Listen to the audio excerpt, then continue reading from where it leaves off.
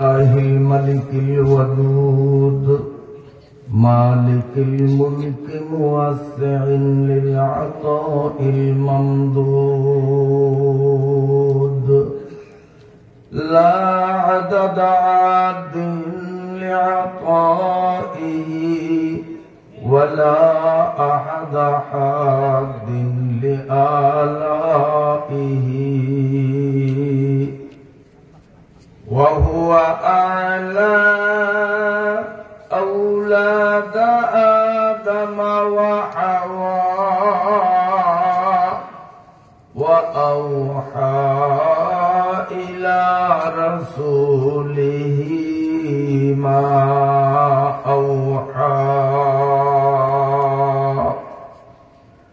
اللهم صل وسلم دائما على رسولك المكرم الأكرم صعيد السماء وعلى آله الصلحاء السعداء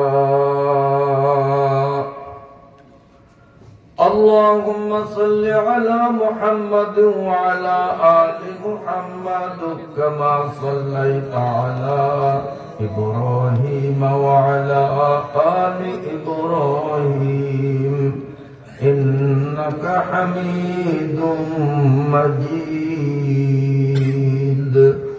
اللهم بارك على محمد وعلى آل محمد كما باركت على إبراهيم وعلى آل إبراهيم إنك حميد مجيد أما بعد فأعوذ بالله من الشيطان الرجيم بسم الله الرحمن الرحيم إذا وقعت الواقعة ليس لوقعتها كاذبة خافضة رافعة إذا رجت الأرض رجا وبست الجبال بثا إلى آخر السورة صدق الله مولانا العظيم বুরহানুদ্দিন থানাধীন ছোটমানিকা আসমত আলী মেম্বার বাড়ির দরজার জামে মসজিদ ময়দানে এলাকার এক ঝাঁক ধর্মপ্রাণ মুসলমানদের দীর্ঘদিনের অক্লান্ত পরিশ্রমে মহান আল্লাহ রাব্বুল আলামিনের অপরিসীম দয়া আর মেহেরবানির ফলশ্রুতিতে 2 দিন ব্যাপী আয়োজিত ৫ম বার্ষিক ওয়াজ মাহফিলের আজ প্রথম দিনের সমাপনী পর্বের শ্রদ্ধাভাজন অত্র এলাকার মান্যবর ব্যক্তিত্ব আলেমে দ্বীন আজকের মাহফিলের সভাপতি হযরত মাওলানা মুহাম্মদ হাফেজ নেসারউদ্দিন শরীফ সাহিব দামাত বারাকাতুহুল আলিয়া দিগার উলামায়ে হযরত সম্মানিত মুরব্বিগণ যুবক বন্ধুরা পর্দার আড়ালের সম্মানিতা মায়েরা বোনেরা ও মেয়েরা আমি আপনাদের সামনে সংক্ষিপ্ত খুতবা এবং দুরূদ শরীফ পাঠান্তে পবিত্র কোরআনুল কারীমের ৯৬ আয়াত বিশিষ্ট পবিত্র ভূমি মক্কা নগরীতে অবতীর্ণ অত্যন্ত শ্রুতিমধুর ও শিক্ষামূলক আলোচনা সমৃদ্ধ সূরাত আল ওয়াকিয়া, যা কিছুক্ষণ আগে আমার ছেলে আপনাদের সামনে তিলাওয়াত করেছে, এই সূরার মর্মে সংক্ষিপ্ত সময়ে কিছুটা আলোকপাত করেছে। আমিও সেই সূরাটি আপনাদের সামনে তিলাওয়াত করলাম। আল্লাহ রাব্বুল আলামিন যদি তৌফিক দান করেন, সূরাত আল ওয়াকিয়ার বিষয়ভিত্তিক কিছু আলোচনা উপস্থাপন করার চেষ্টা করব ইনশাআল্লাহ। এই সূরাটি পবিত্র কোরআনুল কারীমের মধ্যে অত্যন্ত ফজিলতপূর্ণ একটি সূরা। রাসূলুল্লাহ সাল্লাল্লাহু আলাইহি ওয়াসাল্লাম ইরশাদ করেন, মান ক্বারাআ সূরাতাল ওয়াকিআ কুল্লা লাইলাতিন, যেই ব্যক্তি প্রত্যেক রাত্রে সূরা ওয়াকিয়া একবার করে তিলাওয়াত করে,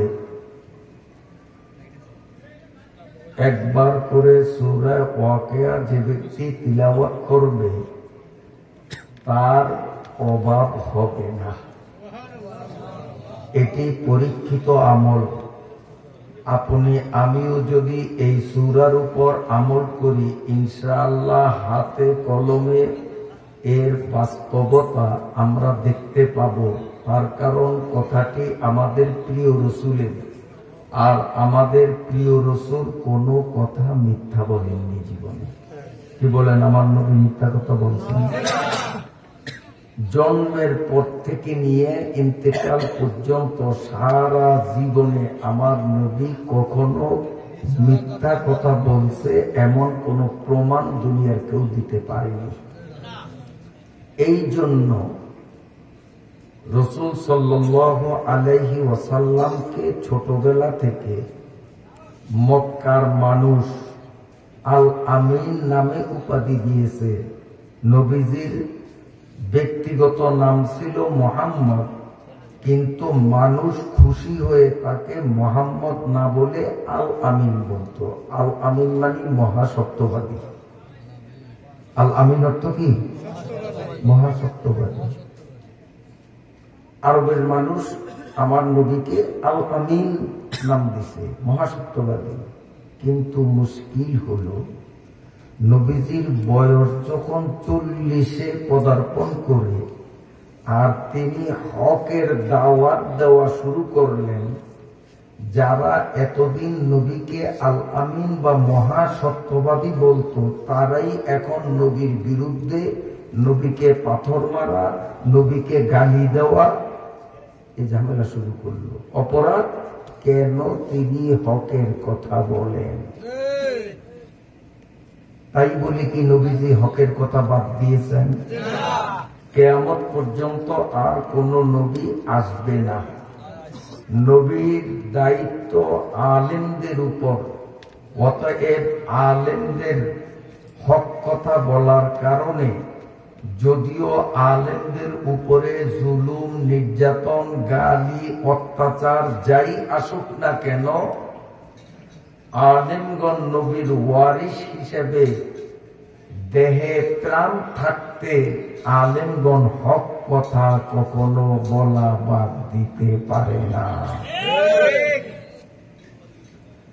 মহতরম হাজিরিন,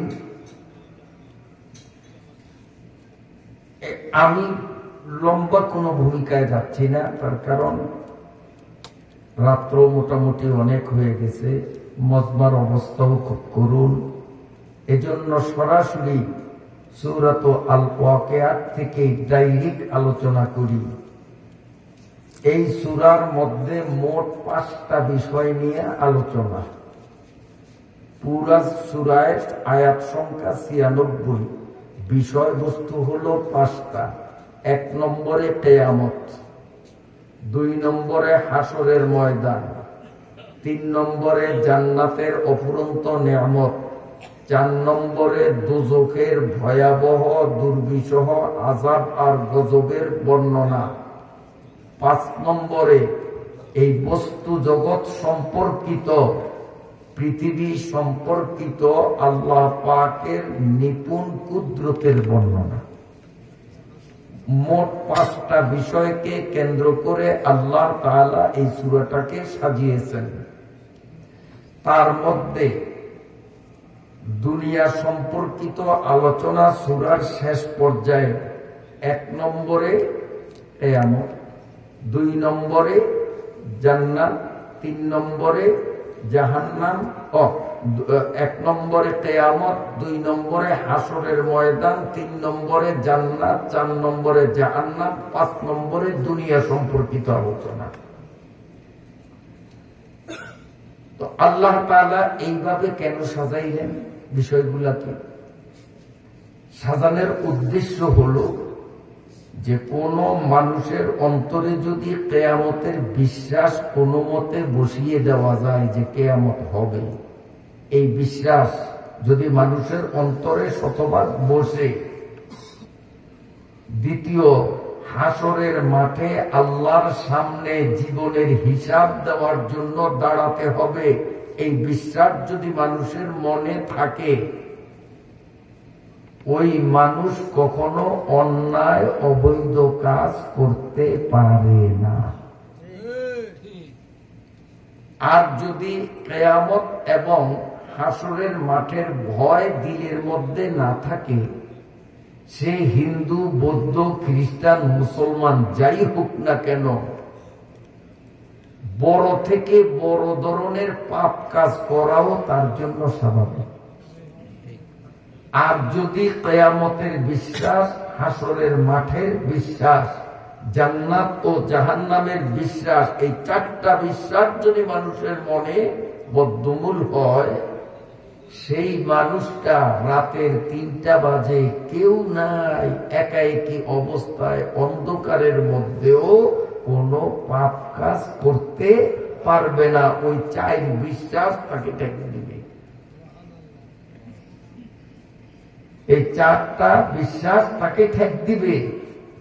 আর যদি 4টা বিশ্বাস থাকার কারণে মানুষ অন্যায়, অবিচার, জুলুম, নির্যাতন, মারামারি, কাটাকাটি, হানাহানি, খুনাখুনি এগুলি না করে, তো দুনিয়ায় শান্তি আসবে না অশান্তি আসবে? কথা বোঝেন না? দুনিয়াটা শান্ত হবে। অশান্ত হয় এই 4টা বিশ্বাস না থাকার কারণে। এখন কিয়ামত মানে গোটা পৃথিবী, আসমান, চন্দ্র, সূর্য, এক কথায় আল্লাহর সমস্ত সৃষ্টিকে ভাঙ্গিয়া চুরিয়া মিসমার করা, এটা হলো কিয়ামত। হাসরের ময়দান, আবার এই পৃথিবীকে নতুন করিয়া বানাইয়া ওখানে আমাকে আপনাকে উঠাইয়া হিসাবের জন্য কাঠগড়ায় দাঁড় করাবেন। জান্নাত অকল্পনীয় নিয়ামত ভোগ করার স্থান, যেখানে শান্তি আর শান্তি, অশান্তি নাই। জাহান্নাম অভাবনীয় আযাব আর গজবের স্থান, যেখানে শান্তির সহ নাই, খালি অশান্তি অশান্তি। এখন এই 4টা জিনিস, কিয়ামত করা, হাসরের মাঠ বানানো, জান্নাত এবং জাহান্নাম বানানো, এই সক্ষমতা আল্লাহ পাকের আছে কি নাই এটা প্রমাণ করার জন্য সূরার শেষ অংশে এই জগৎ সম্পর্কে, বিশ্ব সম্পর্কে, ভূমণ্ডল, নবমণ্ডল, বায়ুমণ্ডল, সৌরজগৎ ইত্যাদি সম্পর্কে আল্লাহ তাআলা তার কুদরতের শক্তির পরিচয় দিয়েছেন যে দেখো, দুনিয়ায় এত কিছু যখন আমি করতে পারলাম, তো ওই 4টা করা আমি আল্লাহর জন্য একেবারে নরমাল, স্বাভাবিক। আল্লাহ যে পারবেন এই 4টা করতে, এটার প্রমাণ হিসাবে এই দুনিয়া সম্পর্কিত আল্লাহ পাকের কিছু কুদরতের বয়ান তিনি করেছেন। তো আল্লাহ তাআলা সূরাটাকে শুরু করলেন এভাবে, ইযা ওয়াকাআতিল ওয়াকিআ। ওয়াকিআ শব্দের অর্থ কিয়ামত।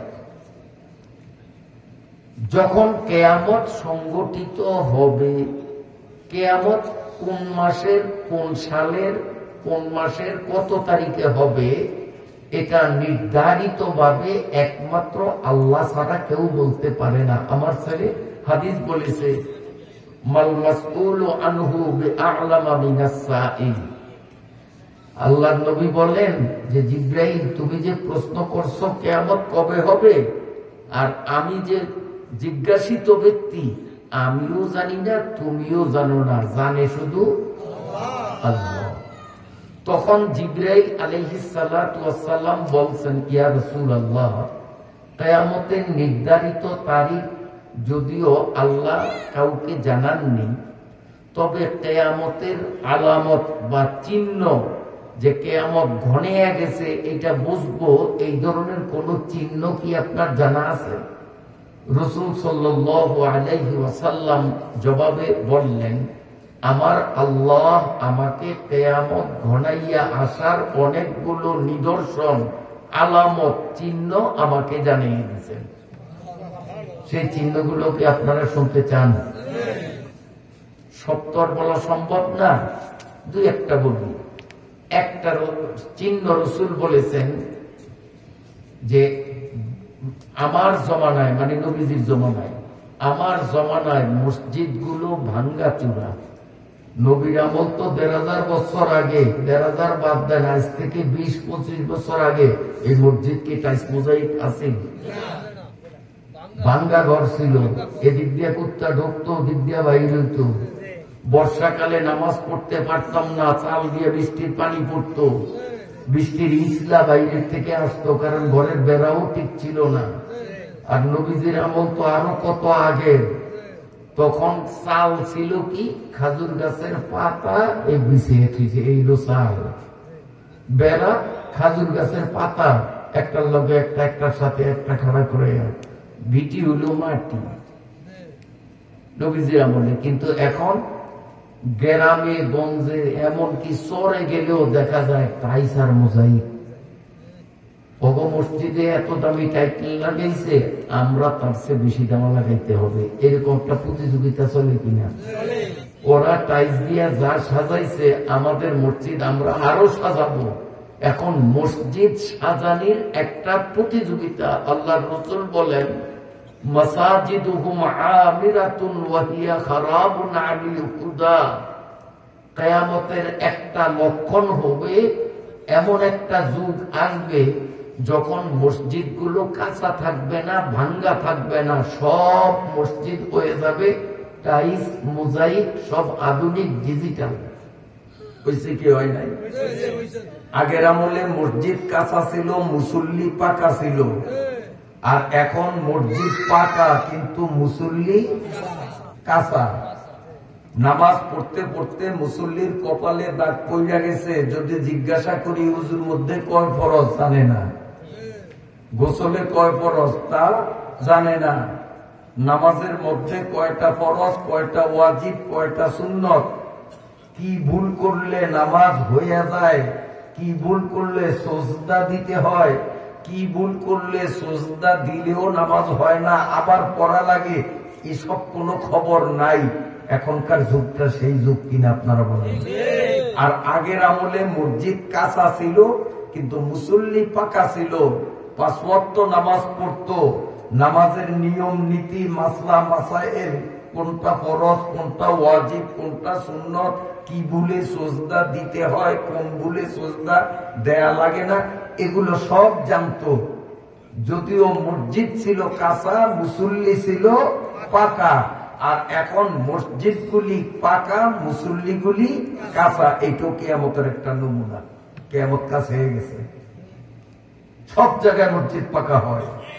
আমার নবী ১,৫০০ বছর আগে বলছেন, তার বাস্তবতা ১,৫০০ বছর পরে এখন আমরা দেখতেছি মসজিদ পাকা হয় আর মুসল্লি কাঁচা হয়। কোন দিক যাবো, কথায় কথা আসে না বলিয়াও পারি না। শুধু মসজিদ পাকা তাই না, অনেক জায়গায় মসজিদের পেশাবখানাও টাইস না, ভুল কই আমি? শুধু পেশাবখানা না, পায়খানা যেখানে করে, বাথরুম, টাইস মানে উন্নত মানের টাইস। অথচ মসজিদের পাশে ইমাম সাহেব থাকার যে রুম, সেই রুম অগুছাল। মসজিদে মুসল্লিরা বেশিতে বেশি হয়তো ১৫-২০ মিনিট বা সর্বোচ্চ আধা ঘন্টাই সময় দেয় নামাজে। আগে পরের সুন্নত আর ফরজ মিলিয়া, অথচ সেই মসজিদের মধ্যে এসি থাকবে 15-20 মিনিট, সেখানে এসি। মসজিদের পাশেই ইমাম সাহেব যিনি 24 ঘন্টা ওই রুমে থাকেন, সেখানে এসি তো দূরের কথা, ভালো একটা জানলাও নাই। না ভুল বলছি? পেশাবখানা, পায়খানা এইগুলা টাইস মোজাইক, কিন্তু ইমাম সাহেবের বেতন 3000-এর থেকে আর বাড়াইতে পারে না। কমিটির কলজা সিরিয়া যায়, আছে না নাই? লাগে যেমন কমিটির বাপের টাকা দিয়ে ইমাম সাহেবের বেতন দিব। সব করতে পারে, পায়খানা পেশাবখানা পাকা করতে পারে, কিন্তু যেই আলেমের পিছনে, যেই ইমামের পিছনে নামাজ পড়বে, সেই ইমামের মর্যাদা দিতে গিয়ে তার বেতন বাড়াইতে পারে না, মুয়াজ্জিনের বেতন বাড়াইতে পারে না। খালি কি আল্লাহ বরকত দিব? আপনার টাকার মধ্যে বরকত আছে। এগুলি কিয়ামতের আলামত, এগুলি কিয়ামতের আলামত। রাসূল সাল্লাল্লাহু আলাইহি ওয়াসাল্লাম কিয়ামতের আরেকটা আলামত বলেছেন। হুজুর নিজে বলছেন যে এখন আমি আমার যুগে এই আলামতগুলো দেখতেছি না, পরবর্তী একটা যুগ আসবে, তখন এই আলামতগুলো দেখবা। কি? রাসূল বলেন, নিসাউন কাসিয়াতুন আরিয়াতুন মাইলাতুন মুমিলাত। রাসূল বলেন কিয়ামতের আরেকটা আলামত, এমন একটা যুগ আসবে, মেয়ে লোকরা কাপড় পরিয়াও উলঙ্গ থাকবে। সেই যুগ তো এখনো আসেনি মনে হয়। মেয়ে লোকরা কাপড় পরিয়াও উলঙ্গ থাকবে। এটার দুই অর্থ। এক অর্থ, কাপড়টা এত পাতলা যে এই কাপড় পরলে কাপড়ের ভিতরে তার শরীরটা দেখা যায়, এমন পাতলা কাপড় মহিলারা পরে কি পরে না? তাইলে 12.5 হাত শাড়ি পরছে ঠিক, কিন্তু শাড়ি গ্লাসের মতো, আয়নার মতো, ওর শরীরের পশম পর্যন্ত দেখা যায়। কাপড় পরিয়াও ল্যাংটা। আরেক অর্থ হলো, কাপড় মোটা ঠিকই আছে, কাপড় মোটা, কিন্তু মোটা কাপড়টারে পরে এমন কায়দায় কুচির মধ্যেই, মাজার মধ্যেই কাপড় সবটারে শেষ করে থাকে মাত্র আঁচলখানা। পিঠ ডাকলে পেট ডাকা যায় না, পেট ডাকলে পিঠ ডাকা যায় না, কাপড় সবখান ওই কোমরের মধ্যেই শেষ করিয়া দেয়। আসছেন? হ্যাঁ, নিসাউন কাসিয়াতুন আরিয়াত। নবী বলেন কিয়ামতের আলামতগুলির মধ্যে একটা আলামত, এমন একটা যুগ আসবে, মহিলারা কাপড় পরিয়াও ল্যাংটা, শরীর তার দেখা যাবে। 12.5 হাত শাড়ি, এটা দিয়ে শরীরটারে ভালো করিয়া যদি সে থাকতো, তো শরীরের একটা পশম দেখা যেত। কারণ শাড়ি তো কোম্পানি ছোলো বানায় নেয়, 12.5 হাত। আচ্ছা, এর আগে আপনাদের একটা কথা আমি জিজ্ঞাসা করি, বুঝলে উত্তর দিবেন। আমাদের ভোলায় মানুষের গরু ফেলে, আপনাদের বর্ণনা দিয়ে ফেলেনি? আমাকে ভোলার গরুর পিছে দিয়ে কিন্তু লেজ আছে লম্বা লম্বা, আপনাকে বর্ণনা বৃদ্ধির খবর জানি না আমি। আছে, তারা দিলে ঠিক আছে তো, লেজ আছে। কোন তো এইটা আল্লাহ একটা কাম করছে। আমরা বলে আশরাফুল মাখলুকাত, সৃষ্টির সেরা, অথচ আমাকে লেজ দেয় নাই।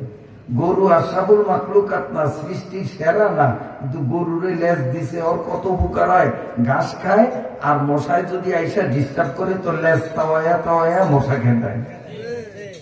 কেউ আল্লাহ যদি আমগরু এরকম গরুর মতো লেজ দিত, তা আমরাও তো কয়েল কিনা লাগতো না, 10 টাকার কয়েল না কিনিয়া খালি লেজ ঘুরাইতে পারবো না।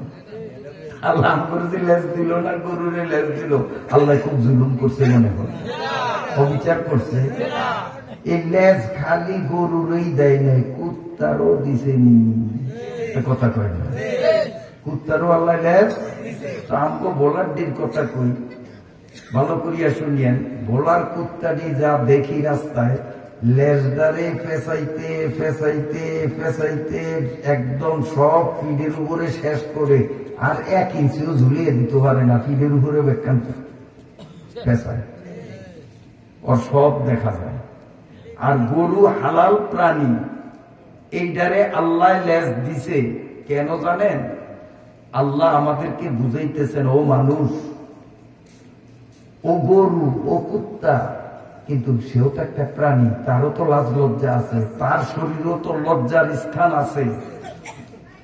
যেহেতু আমি কুত্তা আর গরুর মাথার মধ্যে এই বুদ্ধি দেই নাই যে কাপড় পরিয়া লজ্জাস্থান কিভাবে ঢাকতে হবে, এই বুদ্ধি কুত্তারও দেই নাই, গরুরও দিছেনি আল্লাহ। আপনি যদি মদিনা শরীফের থেকে কাপড় একটা আনিয়া যদি কুত্তারে দেন যে কুত্তা আর ল্যাংটা থাইস না, এটা বরকতি জায়গার থেকে আনছি মদিনার থেকে, কুত্তা কাপড় পরবো?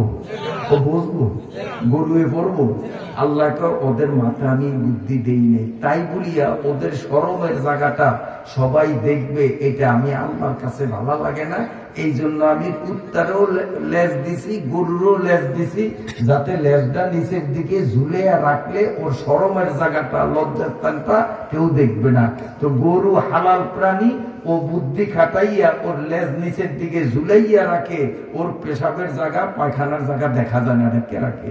কিন্তু কুত্তা, তারও লেজ আল্লাহ দিছে, ও ইচ্ছা করলে গরুর মতো ঝুলে রাখলে ওটাও কেউ দেখতো না, কিন্তু পেঁচাইতে পেঁচাইতে সব পিঠের উপরে শেষ করিয়া শেষ পর্যন্ত ওর শরমের জায়গা দেখাইয়া ভোলা শহর, বরানব্দি শহরের এই মাথার থেকে ওই মাথা পর্যন্ত ঘুরিয়া ঘুরিয়া অসংখ্য মানুষের নিজের লজ্জাস্থান দেখায়। তাইলে ঢাকার মতো জিনিস থাকতে না ঢাকা, এটা হালাল প্রাণী, গরুর স্বভাব না, এটা কার স্বভাব? ঢাকার মতো জিনিস থাকতে না ঢাকা কার স্বভাব? কুত্তার স্বভাব। ও মায়েরা, 12.5 হাত শাড়ি, তোমার শরীর ঢাকার মতো জিনিস থাকা সত্ত্বেও যদি তোমার পেট দেখা যায়, পিঠ দেখা যায়, মুখ দেখা যায়, তাহলে নিশ্চিত তুমি মানুষ না, দেখতে মানুষ হলো, স্বভাবগত তুমি কুত্তা। কারণ কুত্তার কাছে ঢাকার মতো জিনিস থাকতে সে থাকে না। রাসূল সাল্লাল্লাহু আলাইহি ওয়াসাল্লাম বলেন, মাইলাতুন মুমিলাত, কিয়ামতের আলামত এই মেয়ে লোকরা ঠমক দেখাইয়া হাঁটবে, হাই হিল জুতা পরিয়া, লিপস্টিক মাখাইয়া, হেলিয়া ধুলিয়া, কোমর নাচাইয়া এরা হাঁটবে, পরপুরুষকে নিজের দিকে আকৃষ্ট করবে, নিজেও পরপুরুষের কাছে মোবাইল দিয়া কি করবে? চ্যাটিং করবে। চলে না? না চলে? মোবাইল দিয়া মিস কল দেয়, রাত 3টার সময় মিস কল দেয়, কার দ্বারে দিছে খবর নেই, আন্দাজে নম্বরে। শেষ পর্যন্ত ওসেনেছে ভেজাল লাগে কি লাগে না?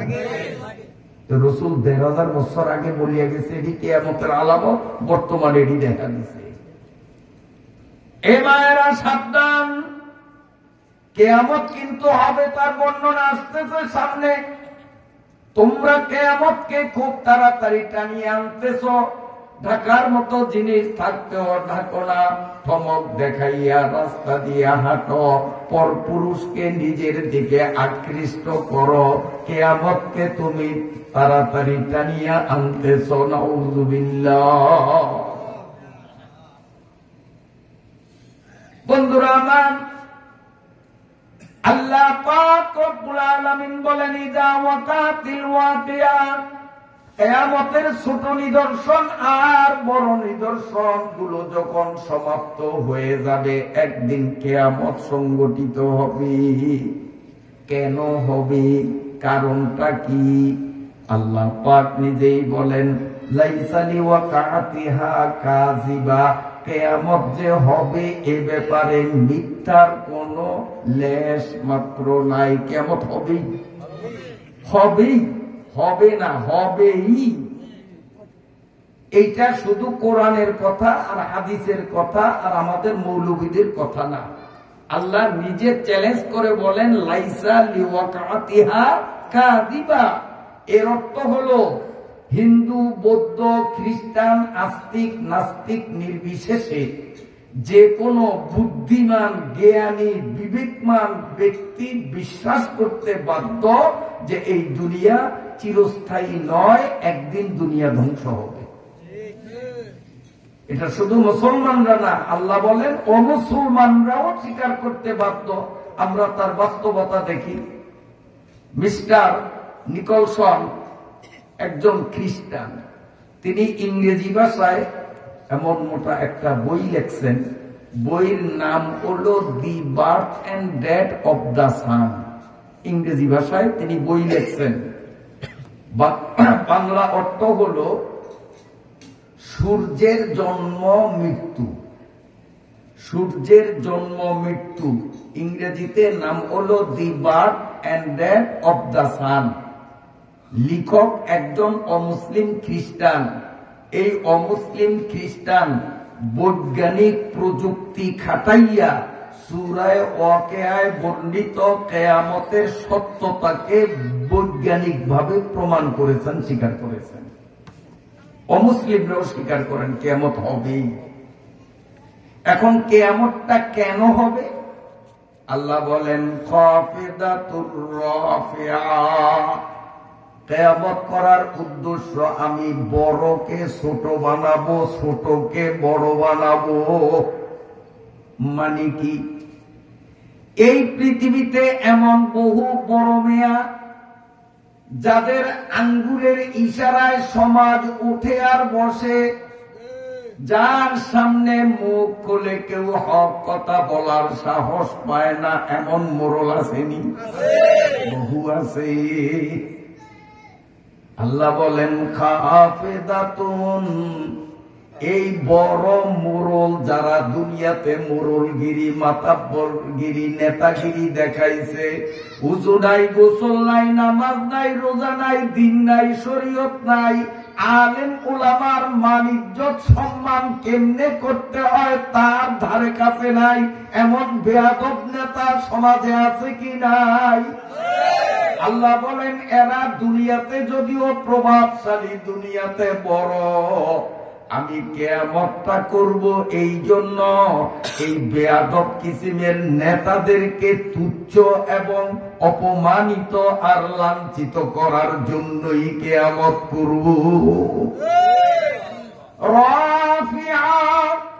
আল্লাহ বলেন কিয়ামত সংগঠন এই জন্য হবে, উদ্দেশ্য হলো দুনিয়াতে এমন কিছু মানুষ আছে যারা খুব ছোট্ট, সমাজে তাদের কোনো মূল্যায়ন নাই, মেম্বারেতে দাঁড়াইলে একটা ভোট হয়তো পাবে না, কিন্তু তার উযু, গোসল, নামাজ, রোজা, দিন, শরীয়ত, পর্দা, পর্দা, ঢিলা, কুলুপ, উযু, গোসল, হক হালালি সব 16 আনায় 16 আনা ঠিক, কিন্তু মানুষটা গরিব, মানুষটা মূর্খ, সমাজে তার কোনো মূল্যায়ন নাই, সালিসিতে কেউ ডাকে না। এই ছোট্ট মানুষটারে মন্ত্রী, মিনিস্টার, প্রধানমন্ত্রীর চেয়েও বড় বানাবো কিয়ামতের ময়দানে। এই জন্যই আমি আল্লাহ কিয়ামত করব। এ পর্দার আড়ালের মায়েরা কান করে শোনো। হযরতে ফাতেমা নবীজির কলিজার টুকরা, নবীজির আপন মেয়ে ফাতেমা একদিন নবীজিকে জিজ্ঞেস করলেন, আব্বাজান, আমি যখন জান্নাত জগতের মহিলাদের নেত্রী হব, প্রধানমন্ত্রী হব, আর সব প্রধানমন্ত্রীর একজন সঙ্গিনী থাকা স্বাভাবিক, জান্নাতের মধ্যে আমার চিরকালের সঙ্গিনী কে হবে? নবী গো, পরিচয়টা দিলে দুনিয়ার থেকেই আমি তার সাথে একটু পরিচিত হতে চাই।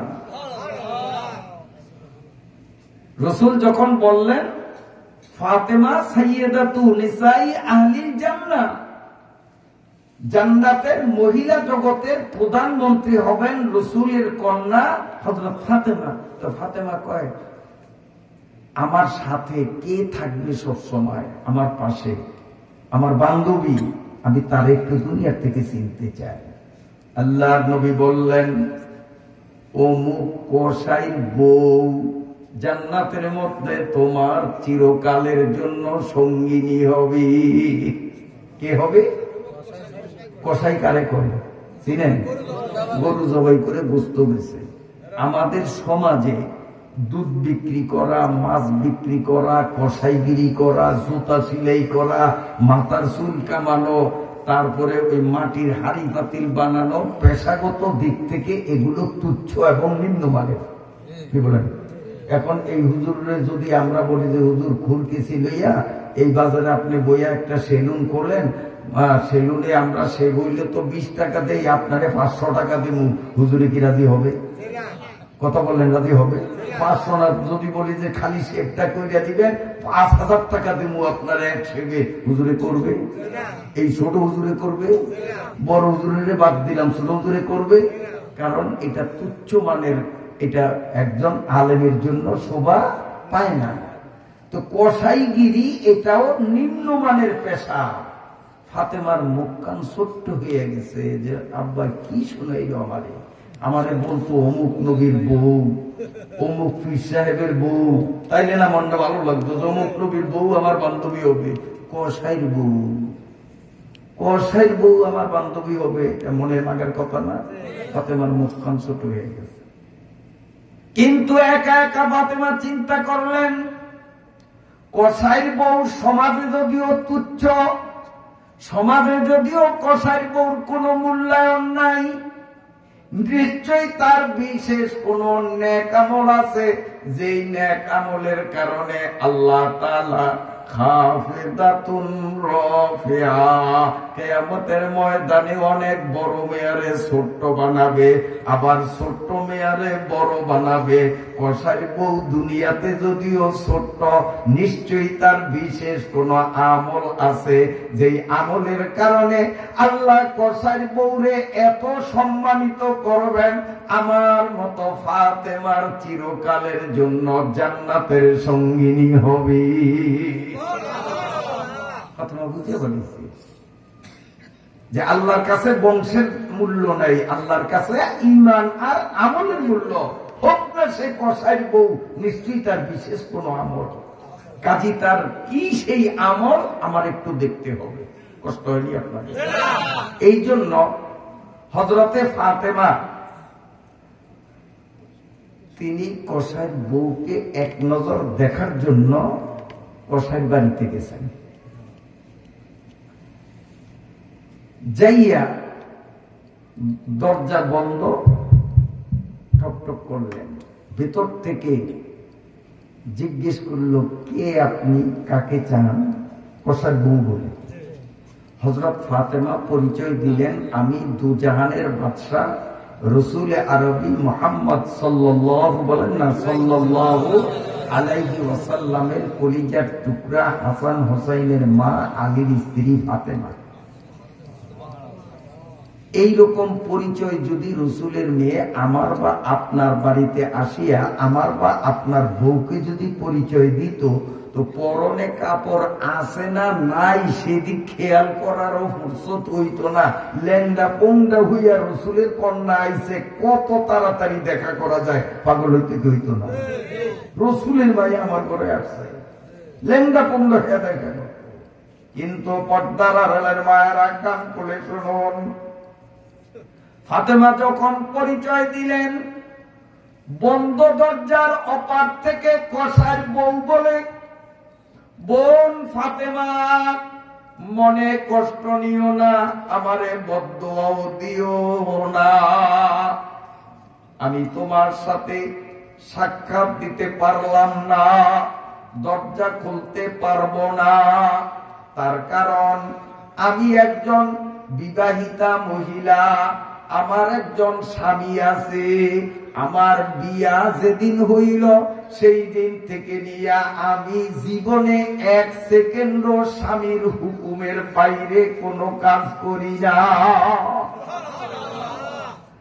আল্লাহর পরেই 2 নম্বরে হলো স্বামী, যেই স্বামীরে গ্রামের মহিলারা গোলামের পুত, গোলাম দোয়ার পুত, দোয়ারও কত মারাত্মক কথা আপনার মধ্যে পড়ে না, একটু একটু নেই। গোলামের পুত গোলাম, তোর দোয়া, তোর সংসারে আসিয়া জীবনে শান্তি আমার কপালে জুটল না। ও মায়েরা সাবধান, আল্লাহর পরে কিন্তু স্বামীর মর্যাদা। কসাইর বউ বলে ফাতেমা, আপনি একজন মহিলা, তাও সাধারণ মহিলা না, জান্নাতি মহিলাদের সর্দার, আবার রসুলের কন্যা, আলীর স্ত্রী, অসাধারণ মেয়ে মানুষ, আমিও মহিলা মানুষ। যদি দরজা খুলি, আপনি আমি সাক্ষাৎ করি, এখানে ইসলামের আইনে পর্দার কোনো সমস্যা হবে নি, কারণ এও মহিলা ও মহিলা। মহিলা বলেন পর্দার কোনো খেলাফ হবে না, মাসলা আমি জানি। কিন্তু আমি মুসলিম মহিলা, আর মুসলিম মহিলাদের বৈশিষ্ট্য থাকতে হবে তারা হালাল কাজও স্বামীর অনুমতির বাইরে করতে পারবে না। হারাম কাম তো না, মাকরু কাম তো না, জায়েজ কাম, হালাল কাম ও স্বামীর অনুমতি ছাড়া মুসলিম মহিলারা করতে পারে না। আপনার সাথে দেখা করা শরীয়তের আইনে আমার জন্য যদিও হালাল, কিন্তু আমার স্বামীর থেকে অনুমতি নিতে পারি নাই, স্বামী তো এখন বাজারে। আপনি যদি আগে খবর পাঠাইতেন, আমি স্বামীর থেকে অনুমতি নিয়ে রাখতাম, দুই বোন ঘন্টার পর ঘন্টা গল্প করতাম। বোন মনে কষ্ট নিয়েন না, আজকে চলে যান। আমার স্বামী বাজার থেকে গোশত বিক্রি করে যখন বাড়ি ফিরবেন, আমি তার থেকে অনুমতি নিয়ে রাখবো। আর আমার মনে 100% বিশ্বাস, আমার স্বামী আপনার সাথে সাক্ষাৎ দেওয়া নিষেধ করবে না। অতএব আগামীকাল আইসেন। ফাতেমা আশ্চর্য হয়ে গেলেন যে কসাই বউ সমাজে তার দাম নাই। সে মাওলানা সাহেবের বউ না, এমপি সাহেবের বউ না, কসাইর বউ। কিন্তু তার হয়তো এই আমলের কারণে আল্লাহ তার পজিশন, তার মর্তবা বাড়াইয়া দিলেন।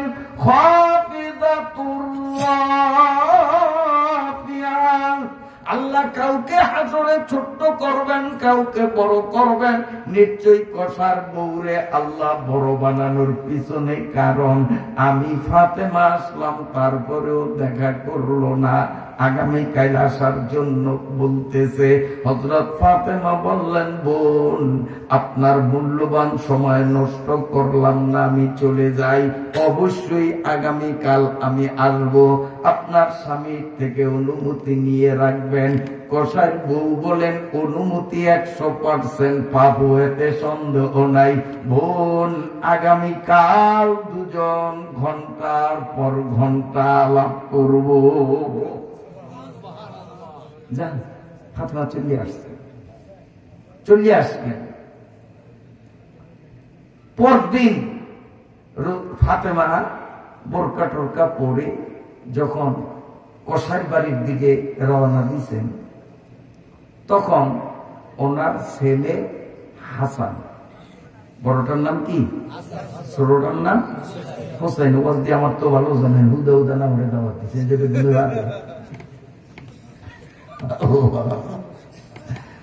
বড় ছেলের নাম কি, ছোট হোসেন। তো হোসেন ঘরে ছিল না, খেলতে গেছে পোলাপাইন মানুষ। হাসান ছিল ঘরে, তাও ছোট্ট ট্যাবলেট মার্কা না লাগে। হাসানে ধরছে মায়ের কাপড়, মা কই যান, কাইটো একবার কই জানি বেড়াইতে গেছেন, একলা একলা আইজো রওনা দিচ্ছেন, আইজ আমারে নেওয়া লাগবে। যত মাথায় হাত বুলিয়া বুঝায়, চাচায় বোঝায়, বাবা তুই খেল, আমি দেরি করবো না, তাড়াতাড়ি না হবে না, আমাকে নিতেই হবে। এইভাবে যে ধরছে, পোলাপাইনে ধরে না, ছোট পোলাপাইনে। হ্যাঁ, আমার মাইয়া ছোট্টটা ক্লাস 2-তে যখন পড়ি, একদিন ধরছে আমার 10 টাকা দিতে হইব। আমার যখন টেয়া আছে, আমি ওর মন চাই বলে না, টেয়া দিবি না, যে বিনা টেয়া স্কুলে যেতে হইব। না, আমি কইছি 10 টাকা দিবেন না, স্কুলে যাবো না, স্কুলেও যাওয়া লাগবো, টাকাও পাবি না, যাই তুই। ওই আমার দেখছো উল্লেই কয় কি, কত বাপ হয়েছেন কা, এখন টেয়া না দিয়ে পারবি, বাপ হয়েছেন কাটে লাগবো। তা আমরাও আল্লাহর কাছে দোয়া করব। আপনাদের খতিব সাহেব যে বলছেন বিপদে পড়লে কার কাছে চাইতে হবে? তাও এমনি করবো যে আল্লাহ, আমরা আল্লাহ হইছেন কা, এই জন্য আমার কাছেই চামু। আমগো তার আল্লাহ নাই যে আরেকজনের কাছে চামু। ঠিক আছে? আল্লাহ তো ফোলা ভাইনি এরকম পাই না ধরে। তো হাসানও মার কাপড় ধরছে, নিতেই হবে। মা দেখলো যে ওরে আর থামান যায় না, চিন্তা করলো ছোট্ট মানুষ, লগে লইয়া গেছে। কসাই দরজা বন্ধ, হযরত ফাতেমা ডাক দিলেন, আফা আমি ফাতেমা আসছি, দরজাটা একটু খুলেন। কসাই বউ ভিতর থেকে বলতেছে, আপা আসতেছি, অপেক্ষা করেন, এই তো দরজা খুলবো, দুই বোন খোঁজ গল্প করবো। মহিলা দরজার কাছে আসিয়া দরজার সিটকানি বা খিল হাতে ধরছে, টান দিবে, খুলবে। এই টাইমে হাসান বলে, মা গতকালকেও কি এই বাড়িতে আসছিলেন? হ্যাঁ বাবা, এই বাড়িতে আসছি। অমনি কসাই বউ সিটকানি চাপ দিয়া বলেন, দুঃখিত আফা, ফাতেমা আজও দরজা খুলবো না, আপনার সাথে আমার সাক্ষাৎ আজও সম্ভব হবে না। ফাতেমা বললেন, কেন, তোমার স্বামীকে অনুমতি দেয়নি? কসাইর বউ বলে, আমার স্বামী তো অনুমতি দিয়েছে আপনার সাথে সাক্ষাৎ করার। আপনি যে আপনার ছেলে হাসানরে নিয়ে আসবেন গতকাল তো বলেন নাই। আর হাসান নাবালেগ মানুষ, তার সামনে যদি আমি যাই তাতে কোনো গুনাহ হবে না, কারণ ও নাবালেগ, মাসলা আমার জানা আছে। কিন্তু স্বামীর থেকে অনুমতি নিয়েছে শুধু ফাতেমার সাথে দেখা করার। ফাতেমার সাথে যে হাসান আসবে এটা তো আমি জানতাম না। অতএব স্বামীর অনুমতি ছাড়া হাসানের সামনে দরজা খুলব না। স্বামীরে কেমন মানা মানছে, আর এখনকার বউরা স্বামীরে কেমন মানা মানে। এখন হলুদ বাড়ি আমরা, মরিচ বাড়ি আমরা, বারাবাদি আমরা। মহিলারা এখন কি হলুদ বাড়ি আছে? সেই যে হলুদের গুড়ি তো আমরাই করি আনি মিলিট থেকে। আগে দেখছি ওই ডেকির মধ্যে কেরাসিন দিত, যাতে কেরত কেরত আওয়াজ বেশি হয়, দূরত্ব শোনা যায়। আর ওই ডেকির নিচে পাশাটা যেখানে যায়, নিচে একটা তক্তা রাখতো, বাড়ি খাইয়ে ঠুস করে আওয়াজ হইতো, 3 মাইল দূরত্বে শোনা যেত। আপনার সাথে কাগজ জানি ভাড়া বান্ধে, এরকম একটা যুগ গেছে না? সারাটা রাত মহিলারা ঘুম মারিয়া বাড়া বাঁধত, আসেননি? গানের চাল বানাইতো, আবার ওই চালের কাটতো। এখনকার পোলাবানি তিনি বুঝবই না। এখন কি মহিলারা বাড়া বাঁধে? হ্যাঁ, তো আমরাই তো বস্তা মাথায় করে নিয়ে বাড়া বাঁধি। আমরা বাজারও নেই, মিলও নেই, আবার চাল বানিয়ে বাড়িতে আনি, সব করি আমরা পুরুষরা। এর পরেও মহিলারা পুরুষদের সাথে যে রাত আচরণ করে বলতে লজ্জা লাগে। আল্লাহ, কাজকে দরজা খুলব না। হযরত ফাতেমা অবাক হয়ে গেল যে স্বামীকে এমন মানা মানে। কবন কি করব? আপনি চলে যান, হাসান তো নাবালেগ মানুষ, অবশ্যই আমি হাসানের ব্যাপারেও অনুমতি নিয়ে রাখবো, আমার স্বামী অনুমতি দিবেন, অসুবিধা নেই, কালকে আসবেন। ফাতেমা চলে গেলেন। তৃতীয় দিন যখন আবার তিনি কসাইয়ের বাড়ির দিকে যাবেন, ভাগ্যের নির্মম পরিহাস, হাসান খেলতে গেছে মাঠে, হোসাইন তখন বাড়িতে। হোসাইন বলে, মা গতকাল ভাইয়ারে নিয়ে কই জানি বেড়াইতে গেছেন, আজকে একা একা যাবেন, হবে না, আমারে নিতে হবে। মা যত বুঝাইছেন কিছুতেই হোসাইনকে মানানো গেল না। শেষ পর্যন্ত হোসাইনকে নিয়ে মা পোলা দুইজন টুকটুক করে হেঁটে হেঁটে কসাইয়ের দরজায় গিয়া ফাতেমা ডাক দিলেন, আপা আমি ফাতেমা আসছি। কসাই বউ বলেন, আমিও আসতেছি দরজায়, এই যে খুলবো, দুই বোন গল্প করবো।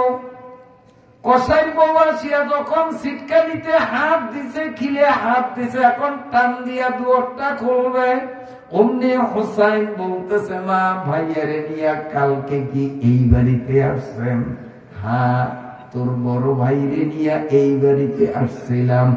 কসাইর বউ সিটকানি চাপ দিয়া বলেন, দুঃখিত, আমি আজও দুয়ার খুলতে পারবো না। তার কারণ স্বামীর থেকে অনুমতি পেয়েছি আপনার সাথে সাক্ষাৎ করার আর হাসানের সাথে সাক্ষাৎ করার, কিন্তু আপনাদের দুইজনের কথোপকথনে আমি বুঝতে পারলাম যে আপনার সাথে আজকে হাসান আসেনি, হাসানের ছোট্ট ভাই হোসাইন আসছে। হোসাইনের ব্যাপারে তো আমার স্বামীর থেকে অনুমতি পাইনি, স্বামীর অনুমতি ছাড়া হোসাইনের সামনে দুয়ার করব না। হযরতে ফাতেমা রাদিয়াল্লাহু তাআলা আনহা দুই চোখের পানি ছাড়িয়া কসাইয়ের বউকে বলে, বোন, তোমার মূল্যবান সময় নষ্ট করেছি, আমারে মাফ করে দাও। আমার আব্বা জান বলেছেন, জান্নাতের মধ্যে তুমি আমার চিরকালের সঙ্গিনী হবা। আল্লাহ তোমার মর্যাদা এত বাড়াবে, কোন নবী রাসূলের বউ আমার সঙ্গিনী হবে না। স্বামীকে এইভাবে মান্য করার কারণে হাফিজাতুন রাফিআ, আল্লাহ তোমার মর্যাদা এতখানি সমুন্নত করেছেন। তোমারে আমি সুসংবাদ শুনাইয়া গেলাম, জান্নাতের মধ্যে তুমি আর আমি দুই বান্ধবী যুগ যুগ ধরিয়া চিরকাল গল্প করব।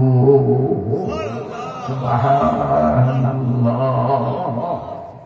দাদে উরা কাবেলিয়ত শর্ত নিস, দাদে উরা কাবেলিয়ত শর্ত নিস, বলকে শর্তে কাবেলিয়ত দাদে উস। কসাই বউ তার যোগ্যতার বলে বড় হয়ে গেলেন খাফিদাতুন রাফিয়া। আল্লাহ বলেন, কিয়ামতটা তো এজন্যই করব, দুনিয়ার অনেক বড়রে আমি ছোট্ট বানাবো, দুনিয়ার অনেক ছোট্টরে আমি বড় বানাবো। সুবহানাল্লাহ। ইযা রুজ্জাতিল আরদু রাজ্জা, আল্লাহ বলেন কিয়ামতটা শুরু হবে, দুনিয়া থরথর থরথর করে প্রকম্পিত হয়ে যাবে। তুফানের মধ্যে মেঘনা নদীর বুকে ডিঙ্গি নৌকার যে অবস্থা হয়, গোটা পৃথিবীটার অবস্থা এমন হবে, পৃথিবীটা এইভাবে ডিঙ্গি নৌকার মতো নাচানাচি করতে থাকবে। কেন? কারণটা কি? আল্লাহ রাব্বুল আলামিন একজন ফেরেশতা বানাইছেন, তার নাম হলো ইসরাফিল। এই ইসরাফিল ফেরেশতাকে বানাইয়া আল্লাহ রাব্বুল আলামিন একটা নলের বাঁশি বানাইছেন। আমার দিকে তাকান, এই যে নলের বাঁশি দেখছেন নি আপনারা? আল্লাহ রাব্বুল আলামিন একটা নলের বাঁশি বানাইলেন। এই নলের বাঁশির উপরে 7টা ছিদ্র আছে। নলের বাঁশির উপরে ছিদ্র থাকে না? আঙ্গুল দিয়ে এরকম মুখ দিয়ে ফু দেয় আর আঙ্গুল উঠানামা করে। এই নলের বাঁশিতে কয়টা ফুটা? 7টা ফুটা। 7টা আসমান, 7টা জমিন, এই 14টারে পাশাপাশি বসাইয়া এই 7টা ফুটার যে কোনো একটা ফুটা দিয়া যদি ঠেলা দেন, বাঁশির ভিতরে ঢুকিয়া যাবে। এই পাশে ওই পাশে কোনো ঘষা খাবে না। একটা ছিদ্রই যদি এত মোটা, 7টা ছিদ্র কত মোটা? এত মোটা 7 ছিদ্র বিশিষ্ট বাঁশিটা কত মোটা? এই বাঁশিটা যেই ফেরেশতার মুখের মধ্যে, তার মুখটা গালটা কত বড়? সারা পৃথিবীর নদী, খাল, সাগর, মহাসাগর, উপসাগর, পুকুর, পুষ্করণী, যত পানি, পৃথিবীর সমস্ত পানিগুলি একত্রিত করিয়া ইসরাফিল ফেরেশতার মাথার উপরে যদি ঢালিয়া দেওয়া হয়, মাথার 4 ভাগের 1 ভাগও ভিজবে না। তাহলে ফেরেশতার মাথাটা কত বড়! এত বড় ফেরেশতারে আবার যে আল্লাহ বানাইলেন, আল্লাহ কত বড়! হযরত ইসরাফিল আলাইহিস সালামকে আল্লাহ বাঁশি দিলেন, তিনি বাঁশি মুখের মধ্যে নিয়ে ওই ফুটার উপরে আঙ্গুল চেপে তিনি দাঁড়ানো, আর প্রতিদিন আল্লাহর কাছে অনুমতি চাই, আল্লাহ ফুকি দেব। আল্লাহ রাব্বুল আলামিন নবীর ভাষায় জানাইয়া দিলেন, লা তাকুমুস সাআতু হাত্তা ইয়াকুলা আল্লাহ। ইসরাফিলকে আল্লাহ জানাইয়া দিলেন, ইসরাফিল রে, যতদিন পর্যন্ত আল্লাহ আল্লাহ বলনেওয়ালা একটা মানুষ পৃথিবীতে থাকবে, ততদিন তোমাকে বাঁশিতে ফু দেওয়ার হুকুম দেব না। আল্লাহ বলনেওয়ালা একটা মানুষ যদি পৃথিবীতে থাকে, ফু দিতে পারবে না। কিয়ামতের আগে এমন একটা সময় আসবে, পৃথিবীর পশ্চিম থেকে পূর্ব, উত্তর থেকে দক্ষিণ, গোটা পৃথিবী কাফের বেঈমানে ভরিয়া যাবে। আল্লাহ বলনেওয়ালা একটা নারী পুরুষ পাওয়া যাবে না। আল্লাহ বলবেন, কার মুখের দিকে তাকাইয়া চন্দ্র সূর্য গ্রহ নক্ষত্র পৃথিবী আমি ঠিক রাখবো, কার মুখের দিকে তাকাইয়া? আমাকে আল্লাহ বলে যখন কেউ ডাকে না, দাও ফু আরম্ভ করে দাও। হযরত ইসরাফিল যখন বাঁশিতে ফু আরম্ভ করবেন, আল্লাহ বলেন, ইযা রুজ্জাতিল আরদু রাজ্জা। ইসরাফিলের ফু এত কড়া হবে, এত কঠিন হবে, গোটা পৃথিবীটা এইভাবে নড়াচড়া করতে থাকবে। ওয়াবুসাতিল জিবালু বাসসা, বিরাট বিরাট পাহাড় গুলো ভাঙ্গিয়া চড়িয়া টুকরা টুকরা হয়ে যাবে। ফাকানাত হাবাআম মুনবাসসা, যারা লেপ বানায়, তুলায় বাড়ি দিলে ওই তুলার থেকে ছোট ছোট ধুলি কণাগুলো বাতাসের সাথে ওড়ে। এই ধুলির কণা যেমন ছোট, আল্লাহ বলেন ওই বড় বড় পাহাড় গুলো ধুলি কণার চেয়েও ছোট হয়ে যাবে, কিচ্ছু থাকবে না। বাঁশির আওয়াজ চলতে থাকবে, পাহাড় গুলো ভাঙবে, চন্দ্র সূর্য গ্রহ নক্ষত্র সব কিছু ভাঙ্গিয়া চুরিয়া যাবে, কিচ্ছু নাই, সব শেষ, মানুষগুলো শেষ। গরু ছাগল জিন পরি দেবদূত পশু পক্ষী পোকামাকড় গাছ গাছালি সব ভাঙ্গিয়া চুরিয়া নিঃশেষ, কিচ্ছু থাকবে না। আল্লাহ রাব্বুল আলামিন ফেরেশতাকে বলবেন, ফু বন্ধ করিও না। ইসরাফিল ফু চালাইতে থাকবেন, আর ফুর আওয়াজ এতটাই কড়া হয়ে যাবে, এতটাই কড়া হয়ে যাবে, আল্লাহর যত ফেরেশতা, ফেরেশতারাও ফু সহ্য করতে পারবে না। ওই বাঁশির আওয়াজে সমস্ত ফেরেশতারাও বিলীন হয়ে যাবে। কুল্লু মান আলাইহা ফান ওয়া ইয়াবকা ওয়াজহু রাব্বিকা যিল জালালি ওয়াল ইকরাম। সমস্ত ফেরেশতারও একবারে নিঃশেষ হয়ে যাবে, কেউ থাকবে না, কেউ থাকবে না। আল্লাহ বলবেন, ইসরাফিল কি খবর? ইসরাফিল বলবে, আল্লাহ, মানুষ নাই, জিন নাই, পশু পক্ষী পোকামাকড় নাই, এমনকি তোমার ফেরেশতারাও নাই, সব শেষ করছে। এখন তুমি আছো, আমি ইসরাফিল আর আমার হাতের বাঁশি। ও আল্লাহ, তুমি, আমি, আমার বাঁশি, তিন ছাড়ার কিচ্ছু নাই। আল্লাহ রাব্বুল আলামিন বলবেন, তুমি ফু বন্ধ করিও না, ফু চালাইতে থাকো, বাঁশি ফু চলতে থাকবে। আওয়াজ এতটাই ভীষণ করা হইয়া যাবে, ওই বাঁশির আওয়াজে কলিজা ফাটিয়া ইসরাফিল নিজে মরিয়া তিনিও শেষ হয়ে যাবে। এবার বাঁশিটা নিজে নিজে বাজতে থাকবে, আওয়াজ এতটাই করা হবে, হবে, বাঁশি নিজের আওয়াজ নিজে সইতে পারবে না, বাঁশিটাও বিলীন হয়ে যাবে, একমাত্র আমার আল্লাহ ছাড়ার কিচ্ছু থাকবে না। কুল্লু মান আলাইহা ফান, সব কিছু ধ্বংস হয়ে যাবে, নাই নাই কিচ্ছু নাই, কিচ্ছু নাই। আল্লাহর যতদিন ইচ্ছা ততদিন নাই অবস্থায় থাকবে। এরপরে আল্লাহ রাব্বুল আলামিন পরওয়ারদিগারে আলম জমিনটারে বানাইবেন। আল্লাহ এই জমিনটারে বানাইবেন, কিভাবে বানাইবেন?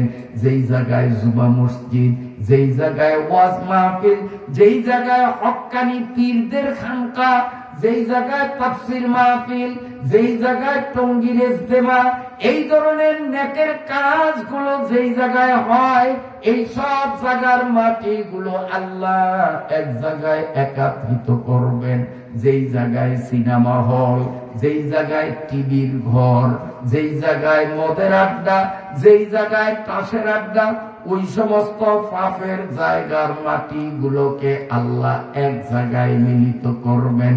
করিয়া আল্লাহ রাব্বুল আলামিন এই দুই ধরনের মাটিকে মিলাইয়া রুটির মতো সমতল করে পৃথিবীটা বানাইবেন। উঁচা নিচা থাকবে না, বাগ বাগিচা গাছ গাছালি থাকবে না, রাস্তাঘাট নদী নালা থাকবে না, গোটা পৃথিবীটা এইভাবে রুটির মতো সমতল হবে।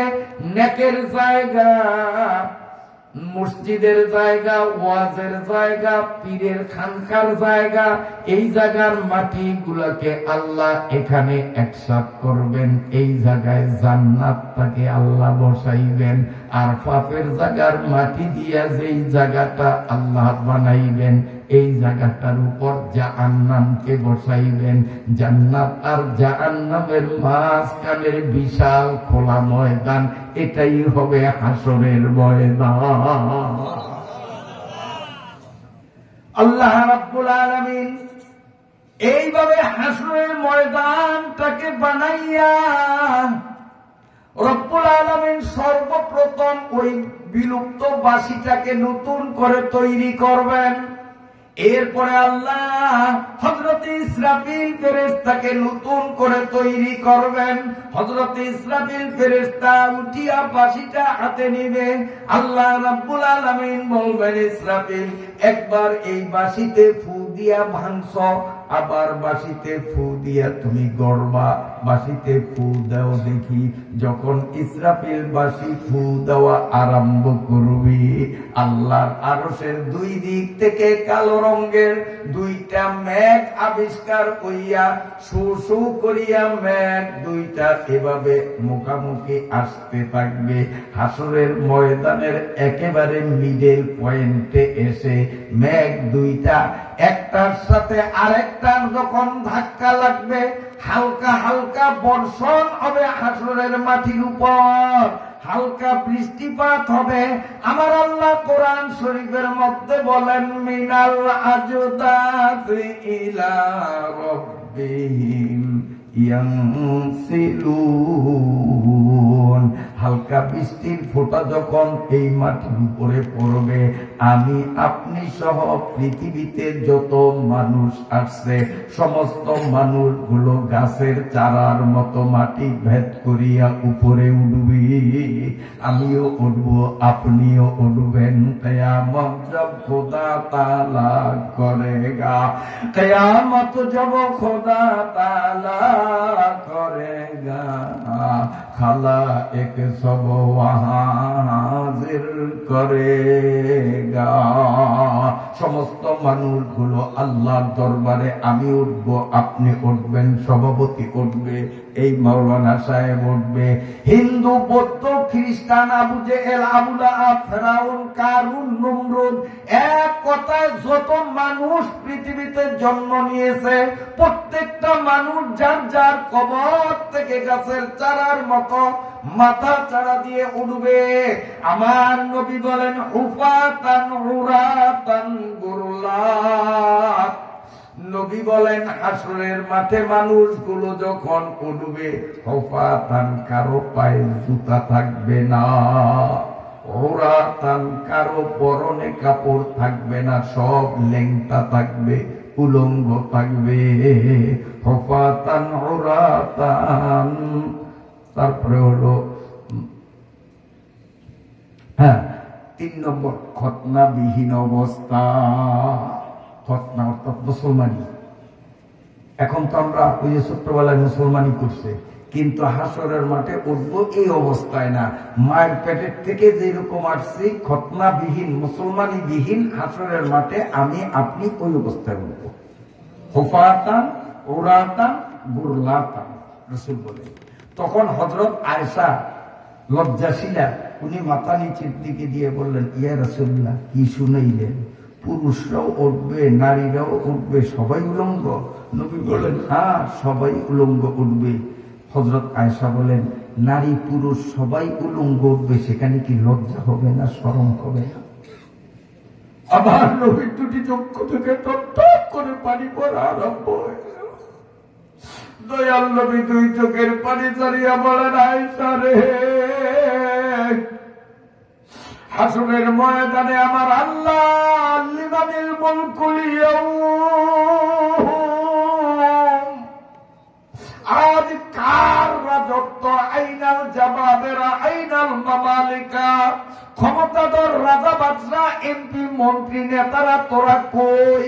আল্লাহ এমন একটা ধমক যখন দিবে, নারী পুরুষ সমস্ত মানুষগুলো থরথর করে কাঁপতে কাঁপতে ভীত সন্ত্রস্ত হইয়া উপরের দিকে নজর উঠাইবে। নিজের দিকে নিজে খবর রাখার সক্ষমতা থাকবে না। আরেকজন ল্যাংটানা কাপড় পরা, সেটা দেখা তো পরের কথা, নিজের শরীর দেখার ফুরসত হবে না। সব মানুষগুলো আল্লাহর ধর্মকে আদম থেকে নিয়ে ঈসা পর্যন্ত যতজন নবী আসছেন, নবীও পর্যন্ত উলঙ্গ হয়ে উঠবেন এবং থরথর করে কাঁপতে থাকবেন। আর আল্লাহর ভয়তে সেদিন এমন ভীত হবেন, সমস্ত নবী রাসূলরা উম্মতের কথা ভুলিয়া যাবেন, কেউ উম্মতের কথা স্মরণ করবে না।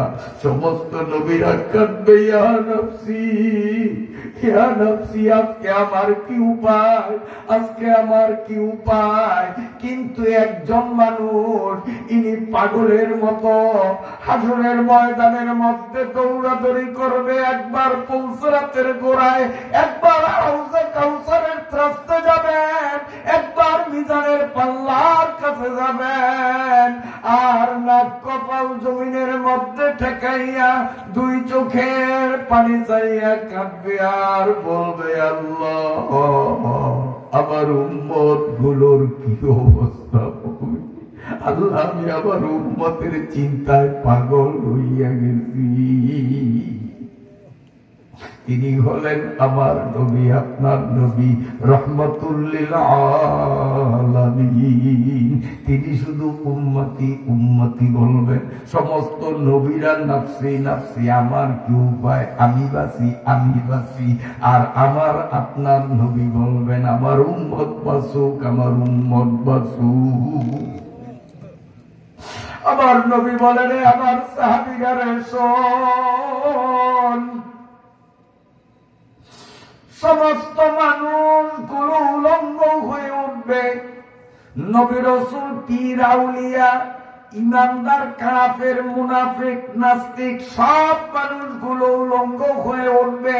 কিন্তু এই বিশাল হাসরের ময়দানে অসংখ্য মানুষের মাঝে একজন মুরব্বী মানুষ মহা সম্মানিত হবেন।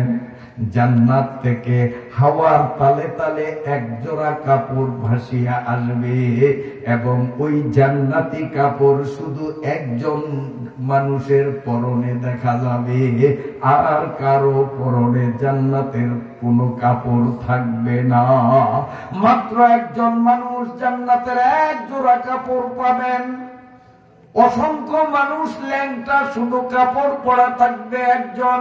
হযরতে আয়েশা সিদ্দিকা, নবীজির স্ত্রী, তিনি মুস্কি হাসি দিয়ে বললেন, ইয়া রাসূলুল্লাহ, এই মহা সম্মানিত মানুষটার নাম ঠিকানা আমি বলতে পারি? আল্লাহ নবী বললেন, তাহলে একটু বলো তো দেখি কে সেই মানুষটা? হযরতে আয়েশা স্বামীর মুখের দিকে তাকাইয়া বলেন, সমস্ত মানুষগুলো উলঙ্গ থাকবে, জান্নাতের কাপড় একজনের পরনে শোভা পাইবে, সেই মানুষটা আপনি ছাড়া আর কে হবে? আপনি ছাড়া আর কে হবে? বাদাজ খোদা বুজুর্গ তুই মুক্তাসার, কারণ আল্লাহর পরেই তো আপনি, ঠিক আছেন? আল্লাহর পরেই তো আপনি, এই সম্মান আপনি ছাড়া আর কে পাবে? আল্লাহর পয়গম্বর বললেন, আয়েশা তুমি চালাকি করছো, উত্তর ভুল দিয়েছো, উত্তর হয়নি। হযরতে আয়েশা বিনম্র হয়ে বললেন, ইয়া রাসূলুল্লাহ, তাহলে সঠিক উত্তরটা একটু বুঝাইয়া বলেন। আল্লাহর নবী বললেন, সেই মানুষটা আমি না, যার পরনে জান্নাতের এক জোড়া কাপড় দেখা যাবে, তিনি হলেন মুসলিম জাতির পিতা হযরতে ইব্রাহিম। তার কারণ ইব্রাহিম নবীকে নমরুদ যখন আগুনে পালাইছে, ইব্রাহিম নবীর গায়ের এবং পরনের কাপড় খুলিয়া উলঙ্গ করিয়া আগুনে ফালাইছে। এই জন্য আল্লাহ রাব্বুল আলামিন হাসরের মাঠে ইব্রাহিম নবীকে জান্নাতের কাপড় পরাইয়া সম্মানিত করবে।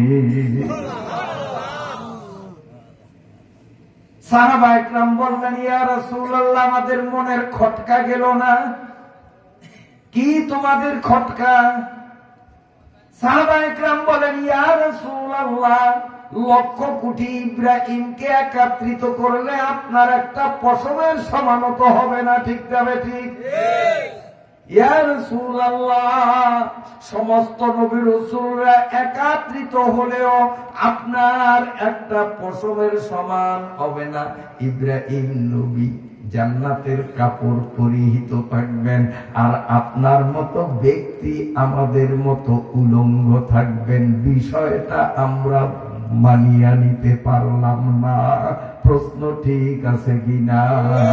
হর কুজা মুশকিল জওয়াব যা রওয়াদ, হর কুজা মুশকিল জওয়াব যা রওয়াদ, হর কুজা পোস্তাস্তে আবাদ যা রওয়াদ। আমার নবীর দুই চোখ থেকে গড়গড় করে পানি পড়া আরম্ভ হয়ে গেল। আল্লাহর নবীর দু চোখের পানিতে গাল মোবারক, দাড়ি মুবারক ভিজিয়া পানি পড়তেছে।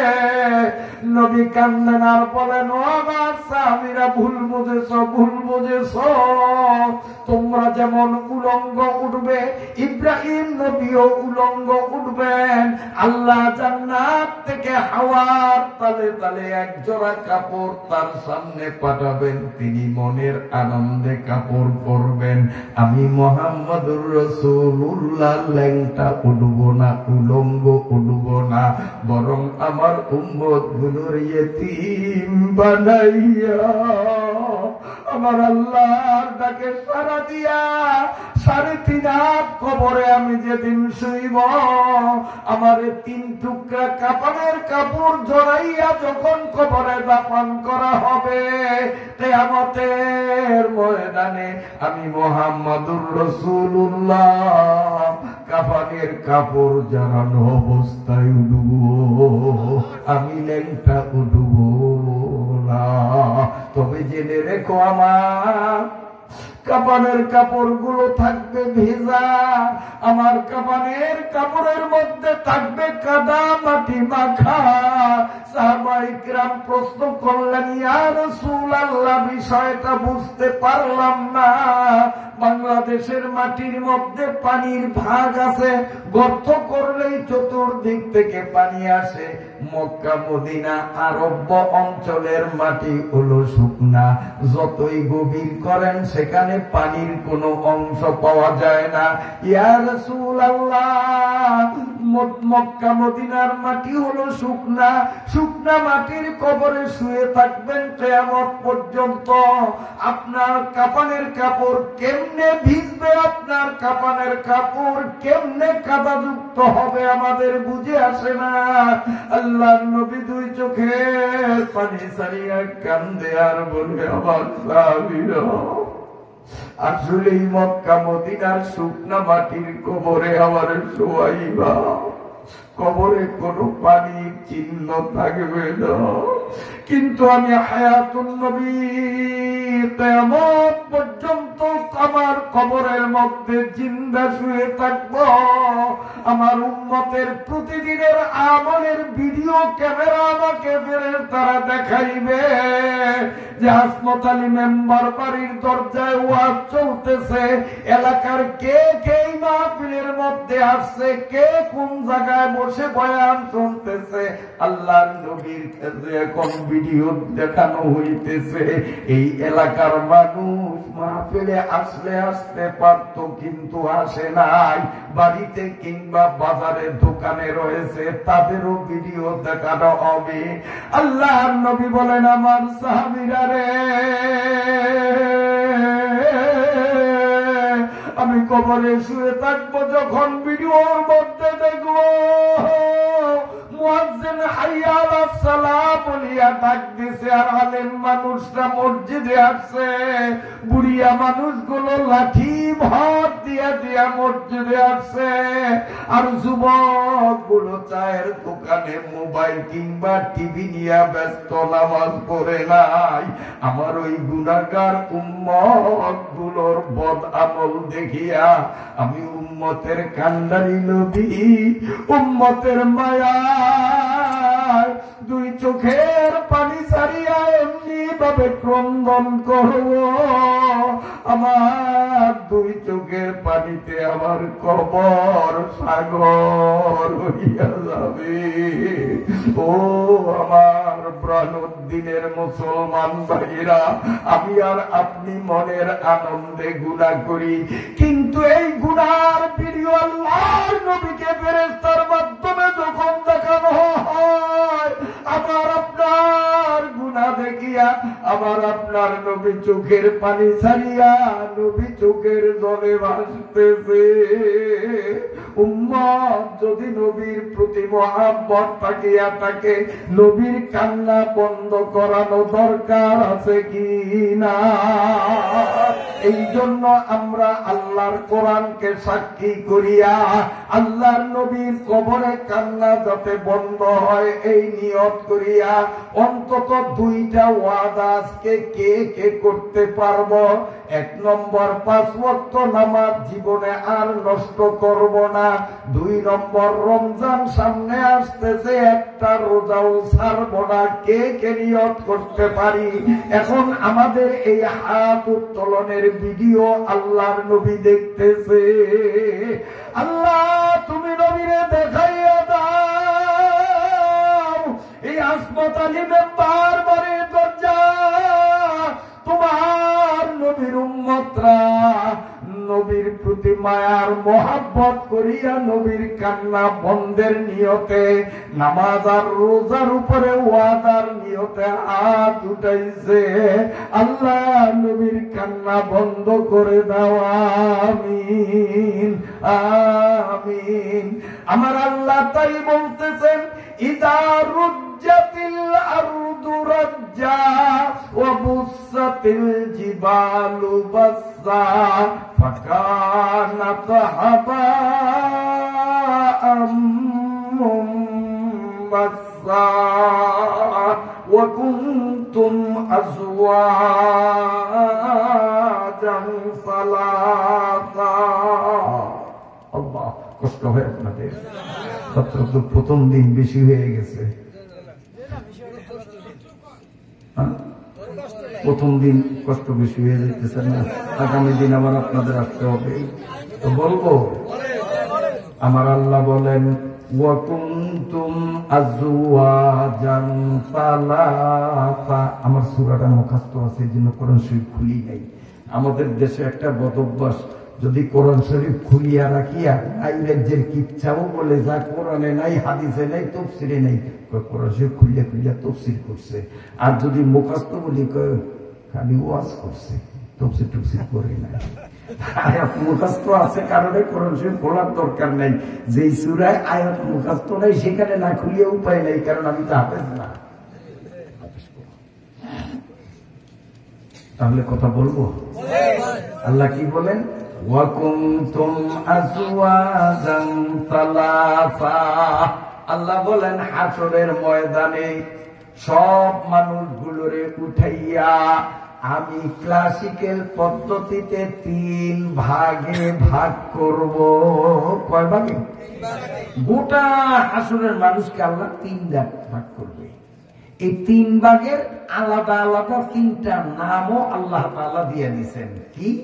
আল্লাহ বলেন ফাআসহাবুল মাইমানা মা আসহাবুল মাইমানা ওয়া আসহাবুল মাশআমাতি মা আসহাবুল মাশআমা ওয়াস-সাবিকুনাস সাবিকুন উলাইকাল মুকাররাবুন। সুবহানাল্লাহ, সুবহানাল্লাহ বলেন না সুবহানাল্লাহ। কি চমৎকার আলোচনা। দল হবে কয়টা? 3টা। এখন এই 3টা দলের পরিচয় আল্লাহ সূরা ওয়াকিয়াতে দিয়েছেন। আমরা শুনে আজকে ফাইনাল সিদ্ধান্ত নিব যে আমি এই দলে থাকবো না এই দলে থাকবো না এই দলে থাকবো। সিদ্ধান্ত হলো আমাদের। তাহলে তো দল 3টা চিনতে হয়। 1 নম্বর যারা, তাদের নাম হলো আসহাবুল মাইমানা। 2 নম্বর তাদের নাম হলো আসহাবুল মাশআমা। 3 নম্বর তাদের নাম হলো আস-সাবিকুন। এটা আরবি দিয়ে বললাম, এবার বাংলা দিয়া। আল্লাহ পাকের আরশ, মনে করেন আজকের স্টেজটা আরশ। আরশ শব্দের ইংরেজি অর্থ হলো স্টেজ, বাংলা অর্থ হলো মঞ্চ। যেমন আজকের মাহফিলের এটা বাংলায় বলি মঞ্চ, ইংরেজিতে বলি স্টেজ, হ্যাঁ, আরবিতে এটাকে মিম্বারও বলা হয়, আরশও বলা হয়। আল্লাহ পাকের স্টেজের আরশের ডান পার্শ্বে একদল মানুষ থাকবে, বাম পার্শ্বে একদল মানুষ থাকবে, আর তৃতীয় দল হলো অগ্রবর্তী একদল থাকবে। মানে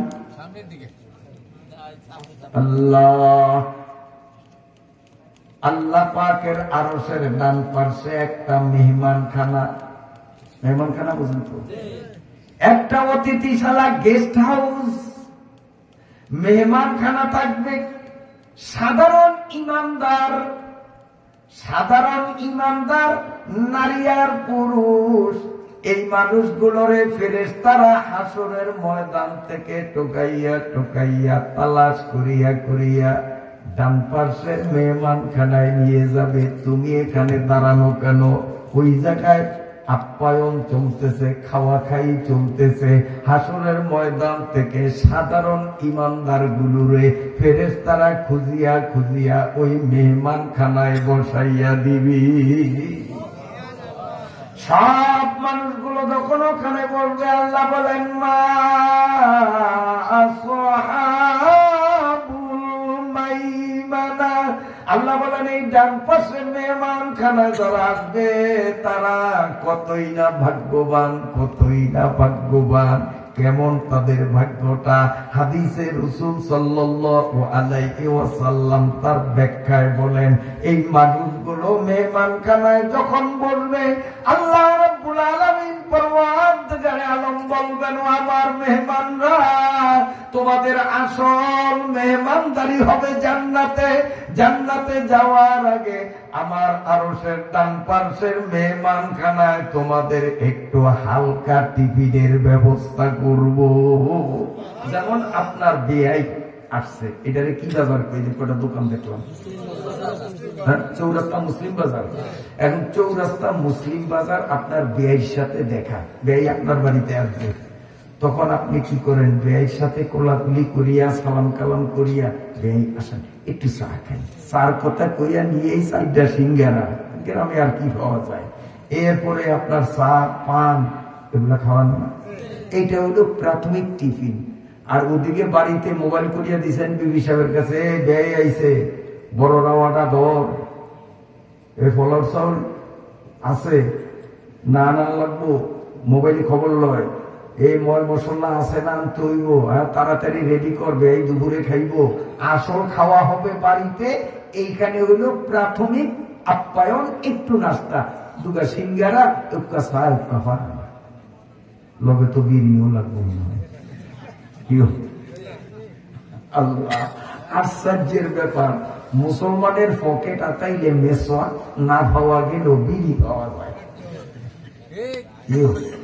1000 মুসলমানের পকেট চেক করলে 999 জনের পকেটে হয়তো বিড়ি সিগারেট পাওয়া যাবে, মেসওয়াক একজনের পাওয়া যায় কিনা মুশকিল, ঠিক না বেশি?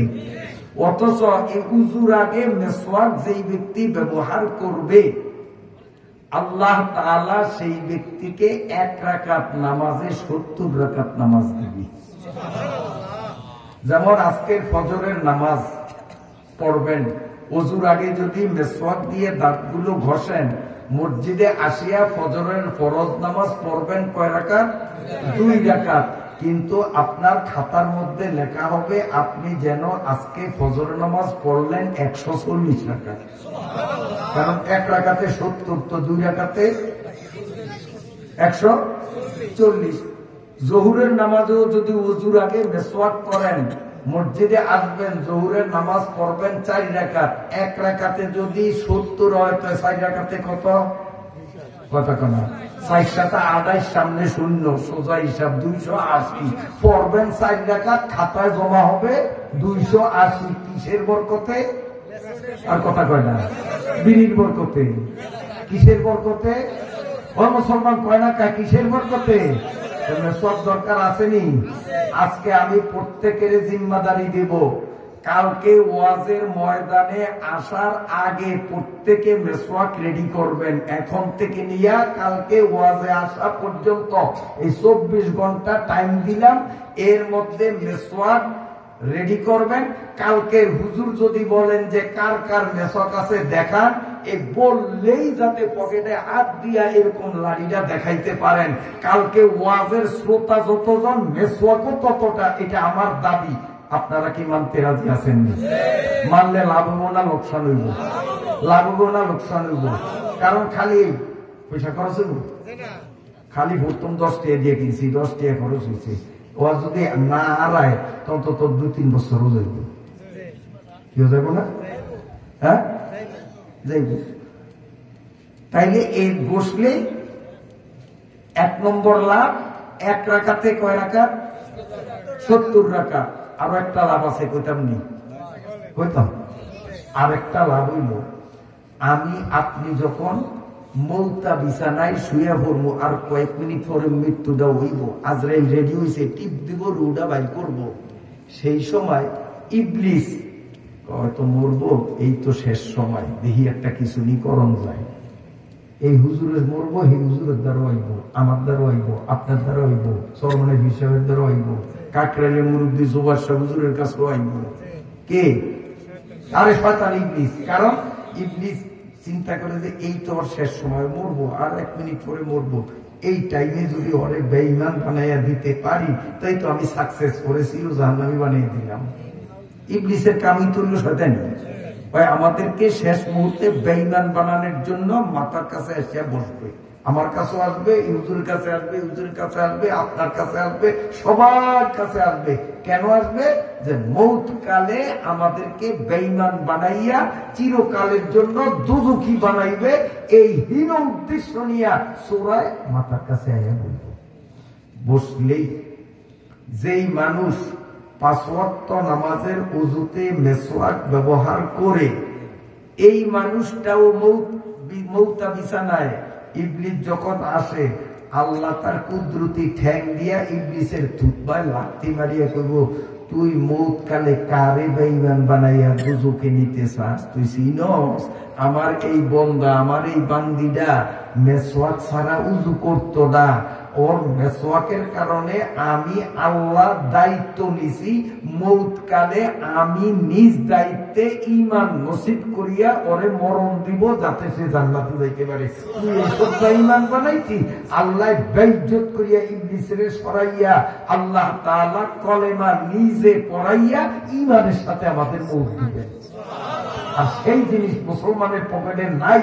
এর চেয়ে বড় দুঃখজনক, এর চেয়ে বড় আক্ষেপ, এর চেয়ে বড় পরিতাপ পৃথিবীতে আর দ্বিতীয় কিছু আছে বলে আমার মনে হয় না।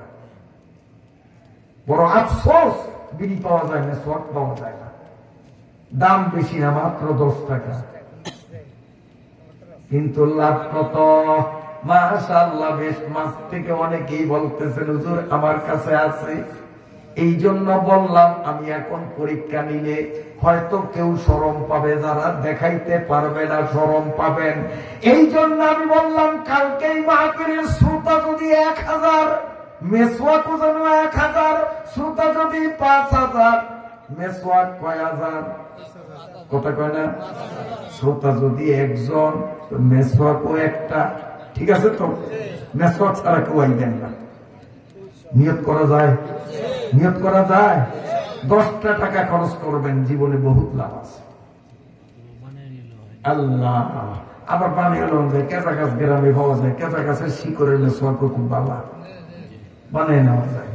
আপনার কষ্ট হয় তো ফেরেশতারা নিয়ে মেহমানখানায় বসাইবে, টুকে টুকে আমারে আপনার সাধারণ ইমানদার করে নেওয়ার পরে আল্লাহ বলবেন, ওই যে বেয়াই রে, তোমরা চৌরাস্তায় হালকা টিফিন করাইছো, মূল খাওন বাড়িতে, তো তোমাদেরও মূল খাওন হবে জান্নাতে। আইজ উদ্দুর যাইতে পারবো না, সেইটা হলো সামনে, উদ্দুর যাইতে পারবো না। সে আয়াত পর্যন্ত কি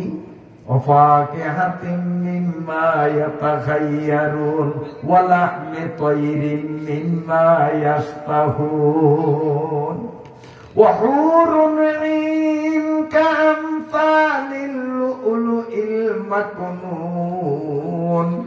ওই জায়গায় জান্নাতের মধ্যে আল্লাহ কি খাওয়ান দিবেন, যে আয়াতগুলো পড়লাম এতে আছে। আমি উদ্দুর যাওয়ার টাইম আমার গড়িতে নাই। আল্লাহ রাব্বুল আলামিন বলবেন, হালকা নাস্তা দেব তোমাদেরকে, আসল খাওয়ান জান্নাতে। আমারে আপনার ওই মেহমানখানার মধ্যে বসাইয়া আল্লাহ নিজের কুদরতি হাতে খানা পরিবেশন করবেন। আমাদের গ্রামে বসায় খাদিম দিবেন, বাড়িয়া দিবেন। আপনারা কি করেন? বাড়িয়া দেন না? আল্লাহ নিজে বাড়িয়া দিবে আর আমরা খাইব। 40 বছর সময় লাগবে। এখন চিন্তা করেন, হালকা টিফিন যদি 40 বছরের খাওয়ান হয়, জান্নাতের খাওয়ানটা কেমন হবে? আল্লাহু আকবার। এই জন্য আমার আল্লাহ বলেন, ওয়াসহাবুল মাইমানা, একদল মানুষ ডান পাশের মেহমানখানায় থাকবে। মা আসহাবুল মাইমানা, এই মেহমানখানায় যারা বসবে তারা কত বড় ভাগ্যবান।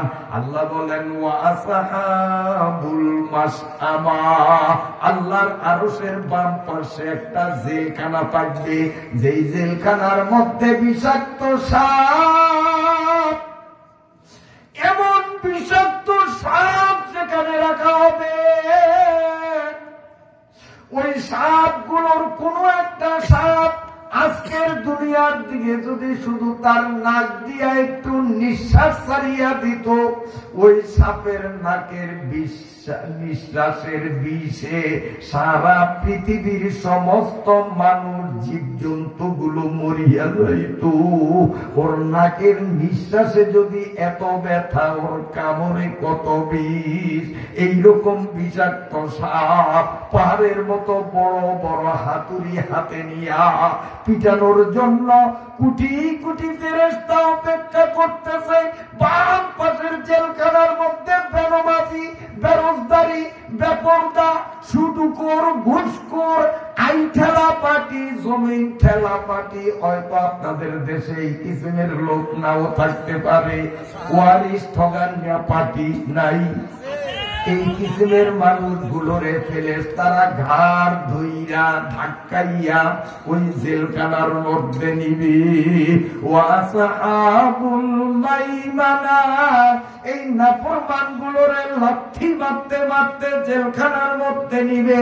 এখনো আসরের বিচার শুরু হয় নাই, বিচারের আগেই তাদেরকে জেলখানার মধ্যে যখন নিয়া দরজাটা বন্ধ করবি, আল্লাহ পাক জিজ্ঞাসা করবেন, ফেরেশতা আসামি কয়টা ধরছ?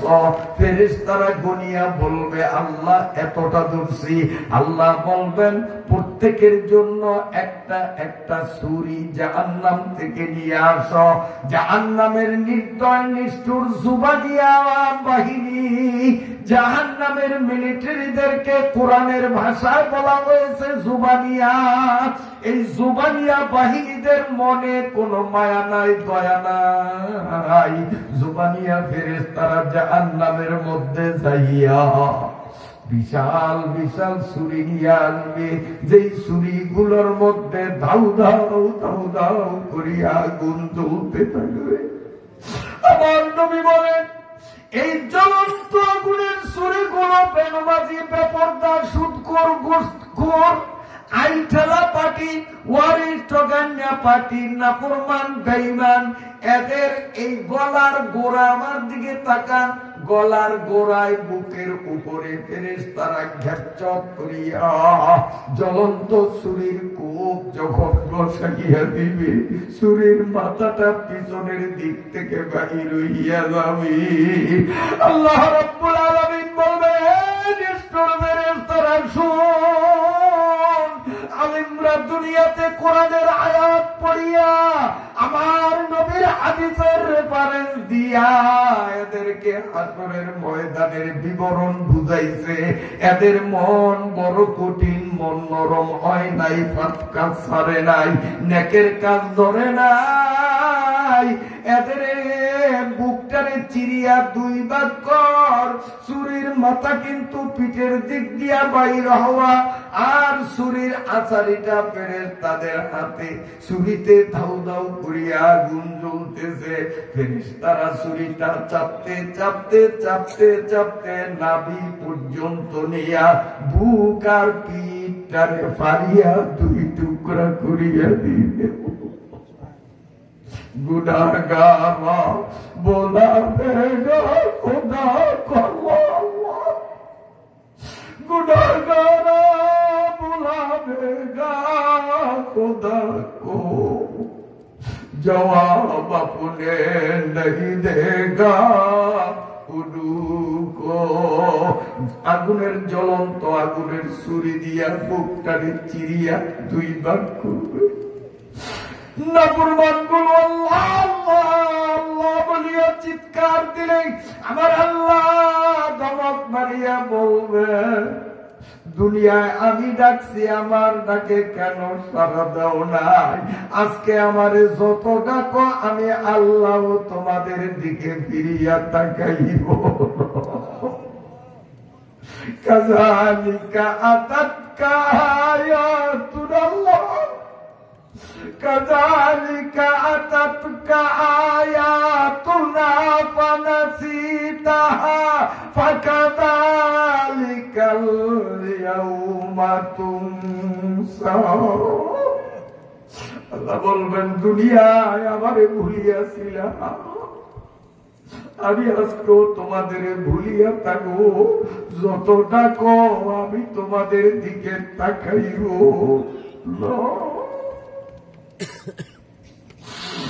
বুকটারে চিড়িয়া দুই ভাগ করবে। খারাপ করিয়া ফেরেশতারা বাম হাতটারে ধরিয়া নাফরমানের বাম হাতটারে মোড়ান দিয়া টাস টাস করিয়া হাড্ডি খুলে ভাঙিয়া বুকের দিক থেকে ঠেলা দিয়া বাম হাতটারে পিছনের দিক থেকে বাহির করিয়া সারা জীবনে কি আকাম কুকাম করছে এগুলো রেকর্ড করা ভিডিওটা তার বাম হাতে দিবে, দিয়া বলবে না বলবান দেখ তোর আমল নামায় কি আছে। না বলবান বলবে আল্লাহ বুকের ব্যথা সইতে পারি না, হাতের ব্যথা সইতে পারি না, আমল নামা তো পিছনে বুকের ভিতর দিয়া হাত ঢুকাইয়া বাম হাতে আমল নামা দিছে, চোখ তো সামনে আমল নামা দেখি না। ফেরেশতারা মাথার তালুতে এক হাত, থুতনির নিচে এক হাত দিয়া এমন জোরে কল্লাটারে পিছনের দিকে মুড়াইয়া দেবে, টাস করিয়া ঘরের রগুলো ফিরিয়া যাবে, কল্লাটারে মোড়াইয়া পিছনের দিকে দিবে। আর নাফরমান যখন তার আমল আমার মধ্যে দেখবে, ওই যে ভিডিও দেখা যায় আসরের নামাজে দাদায় মসজিদে গেছে, আমি চায়ের দোকানে গেছি, ভিডিওতে দেখবে দাদায় আল্লাহু আকবার বলিয়া মালিকের কদমে সিজদা দিছে, আমি টিভির দিকে হাত করে তাকাইয়াছিলাম দেখতে। তখন নাফরমান চিৎকার মারিয়া মারিয়া কি বলবে আমার আল্লাহ তাও কোরআনে বলে দিয়েছেন, মালি হাযাল কিতাবিলা ইউগাদিরু সাগীরাতাও ওয়ালা কাবীরাতান ইল্লা আহসাহা। ছোট গুনাহ বড় গুনাহ জীবনে যা করছি একটাও তো বাদ পড়ে নাই, একটাও বাদ পড়ে নাই। আফসোস করবে কিন্তু ওই আফসোস কাজে আসবে না।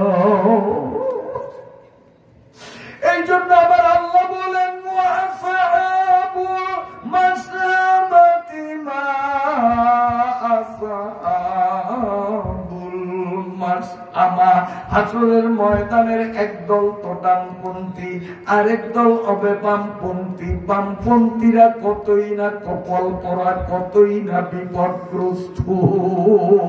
আল্লাহ বলেন আরেকটা দল হলো আস-সাবিকুন আস-সাবিকুন উলাইকাল মুকাররাবুন। হাসরের ময়দানের একদল মানুষ ডান পাশের মেহমানখানেও যাবে না, আর এই জেলখানে আসার তো কোনো প্রশ্নই আসে না। ওই মানুষগুলো ফেরেশতাদের বলবে কিসের মেহমানখানা, সরব, আমরা মেহমানখানায় যাব না। ওই মানুষগুলো সরাসরি ডাইরেক্ট আল্লাহর দিকে আসবে। আল্লাহ রাব্বুল আলামিন বলেন উলাইকাল মুকাররাবুন। এই মানুষগুলো মেহমানখানায় না যাইয়া ডাইরেক্ট আমার দিকে আসবে, আর আমি আল্লাহ কুদরতি হাত বাড়াইয়া তাদের আমার কোলে বরণ করে নেব। সুবহানাল্লাহ।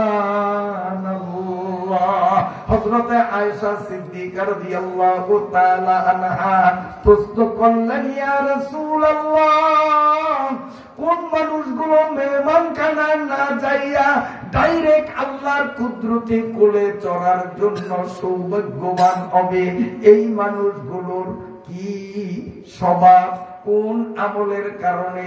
আল্লাহ নবী বললেন এই মানুষগুলো ওরা যারা সত্যের ডাক পাইলে কবুল করে, এই মানুষগুলো ওরা যারা যার যার হক তারে ঠিকঠাক মতো পৌঁছাইয়া দেয়, এই মানুষগুলো ওরা যারা নিজের জন্য তেমনটা পছন্দ করে যেমনটা অন্যের জন্য পছন্দ করে। আবার বলি, আল্লাহর নবী বলেন আয়েশা, এই দুনিয়ায় যেই মেয়ে রূপ পুরুষ রূপ জুয়ান বুড়া আলেম, পাবলিক, শিক্ষিত, মূর্খ, যেই মানুষের মধ্যে তিনটা গুণ থাকবে ওই মানুষগুলো হাসরের ময়দানে আল্লাহর কুদরতি কোলের স্পেশাল মেহমান হবে। আল্লাহ তাদেরকে কোলে করিয়া হিসাব ছাড়াই তাদেরকে জান্নাতে নিয়ে যাবেন। সুবহানাল্লাহ। ফি জান্নাতিন আলিয়া, বড় জান্নাতে আল্লাহ পৌঁছাইয়া দিবেন। কয়টা গুণ? এই তিনটা গুণ আমি আপনি যদি অর্জন করতে পারি তাহলে 3 নম্বর, অর্থাৎ আল্লাহর কুদরতি কোলের মেহমান। 1 নম্বর কাম হকের দাওয়াত পাইলে গ্রহণ করা। আজকে 2 দিন ব্যাপী ওয়াজ মাহফিলের মাধ্যমে আপনাদেরকে হকের দাওয়াত দেওয়া হয় না বাতিলের দাওয়াত? কথা বলেন। তাহলে 2 দিন ওয়াজ মাহফিলে কোরআন হাদিসের আলোকে আলেমদের থেকে যা শুনবো তা আমরা মানব। 1 নম্বর, ঠিক আছে নি? 2 নম্বর কাম হলো যার যার পাওনা তাকে ঠিকঠাক মতো পৌঁছাইয়া দেওয়া। অনেক লোক এমন আছে মুদি দোকান থেকে সদাই খাইয়া অনেক টাকা বাকি বাজাইয়া এরপরে অন্য দোকান থেকে সদাই খায়, আগের দোকানদারে পাওনা পরিশোধ করে না। আপনার এলাকায় নাই? হায় হায়, এই বেচারা গরিব মানুষ কয় না বার চাইতে চাইতে 2 মাস 3 মাস 6 মাস যাওয়ার পরে একদিন যদি কয় মেয়া কয়টা টেয়া পাইতাম, হরম যাতা পারতে সুতা করলেই দিন না টাকা চাই কি করতে পারো? টাকা তো দিল না, আবার জুলুম, চুরি তো চুরি, আবার সিনা চুরি। কিয়ামত কিন্তু আছে। খাফেদাতুন রাফিয়া, আজ মাথা পুরি করো, সেদিন তোমার জুতা পিটা করবে। আজকে তুমি যে গরিবের জুতা দেখাও, এই গরিব তোমার জুতা পিটা করবে। ঠিক আছে? যার যার পাওনা তাকে ঠিকঠাক মতো দেওয়া। ওয়ারিসরা, আরে বাবা মইরা গেছে, সম্পত্তি সব বাবার পোলারা খায়, বাবার মাইয়াদের মোটেও দেয় না। আপনাকে দেশে নাই মনে হয়? কোন দিক যেমন বাবা আরে রেকের কাম করতে যায়, হজ করতে যায়, হজে যাওয়ার দিয়া গোপনে গোপনে রেজিস্ট্রারি অফিসে যাইয়া এত দূরের সফর, মক্কা মদিনায় যাই, বাঁচি আইনা মরিয়া যাই, কামটা বানিয়ে যাই, গোপনে গোপনে সব সম্পত্তি ফোলার নামে লিখে দেয়। কারণ আমি মরিয়া গেলে তোমায় এই হইব। এইরকম ফাজি, এরা হাজি না, এরা ফাজি। এই গাদারে মক্কায় যাইতে কইছে কে? এটি ফাজি, এটি হাজি না। যার যার হক তারে ঠিকঠাক মতো পৌঁছাইয়া দেওয়া। 3 নম্বর কাম হলো আমি যেমন আমার ক্ষতি চাই না, কোন মানুষ চায় আমার ক্ষতি হোক, তা আমিও অন্যের ব্যাপারও এইটাই চাবো, আমার দ্বারা যেন কারো ক্ষতি না হয়। বাস এই 3টা গুণ যদি অর্জন করতে পারি আল্লাহর কুদরতি কোলের মেহমান হইয়া বিনা হিসাবে জান্নাতে যাব। সুবহানাল্লাহ। এখন জান্নাতে গেলে কি নিয়ামত, আজকের ঘড়িতে সে টাইম নাই, দুঃখিত আমি আজকে জান্নাতে ঢুকতে পারলাম না। পরিশেষে মুনাজাতের আগে আমি আপনাদের থেকে জানতে চাই, আজকের মাহফিলে আসিয়া আপনারা ঠকছেন না দেখছেন? সবাই কোন না? আচ্ছা, যদি আপনারা ঠকিয়েই থাকতেন তাইলে 2-1 করিয়া কমতেন, কিন্তু আমি এই চেয়ারে বসার পর থেকে 2-1 করিয়া ভিতরে ঢুকতে দেখছি। যারা ঢুকছে ময়দান ছাড়িয়া গেছে, আমার চোখে পড়ে নাই। তাইলে এতে বোঝা যায় আপনারা আসলেই জিতছেন।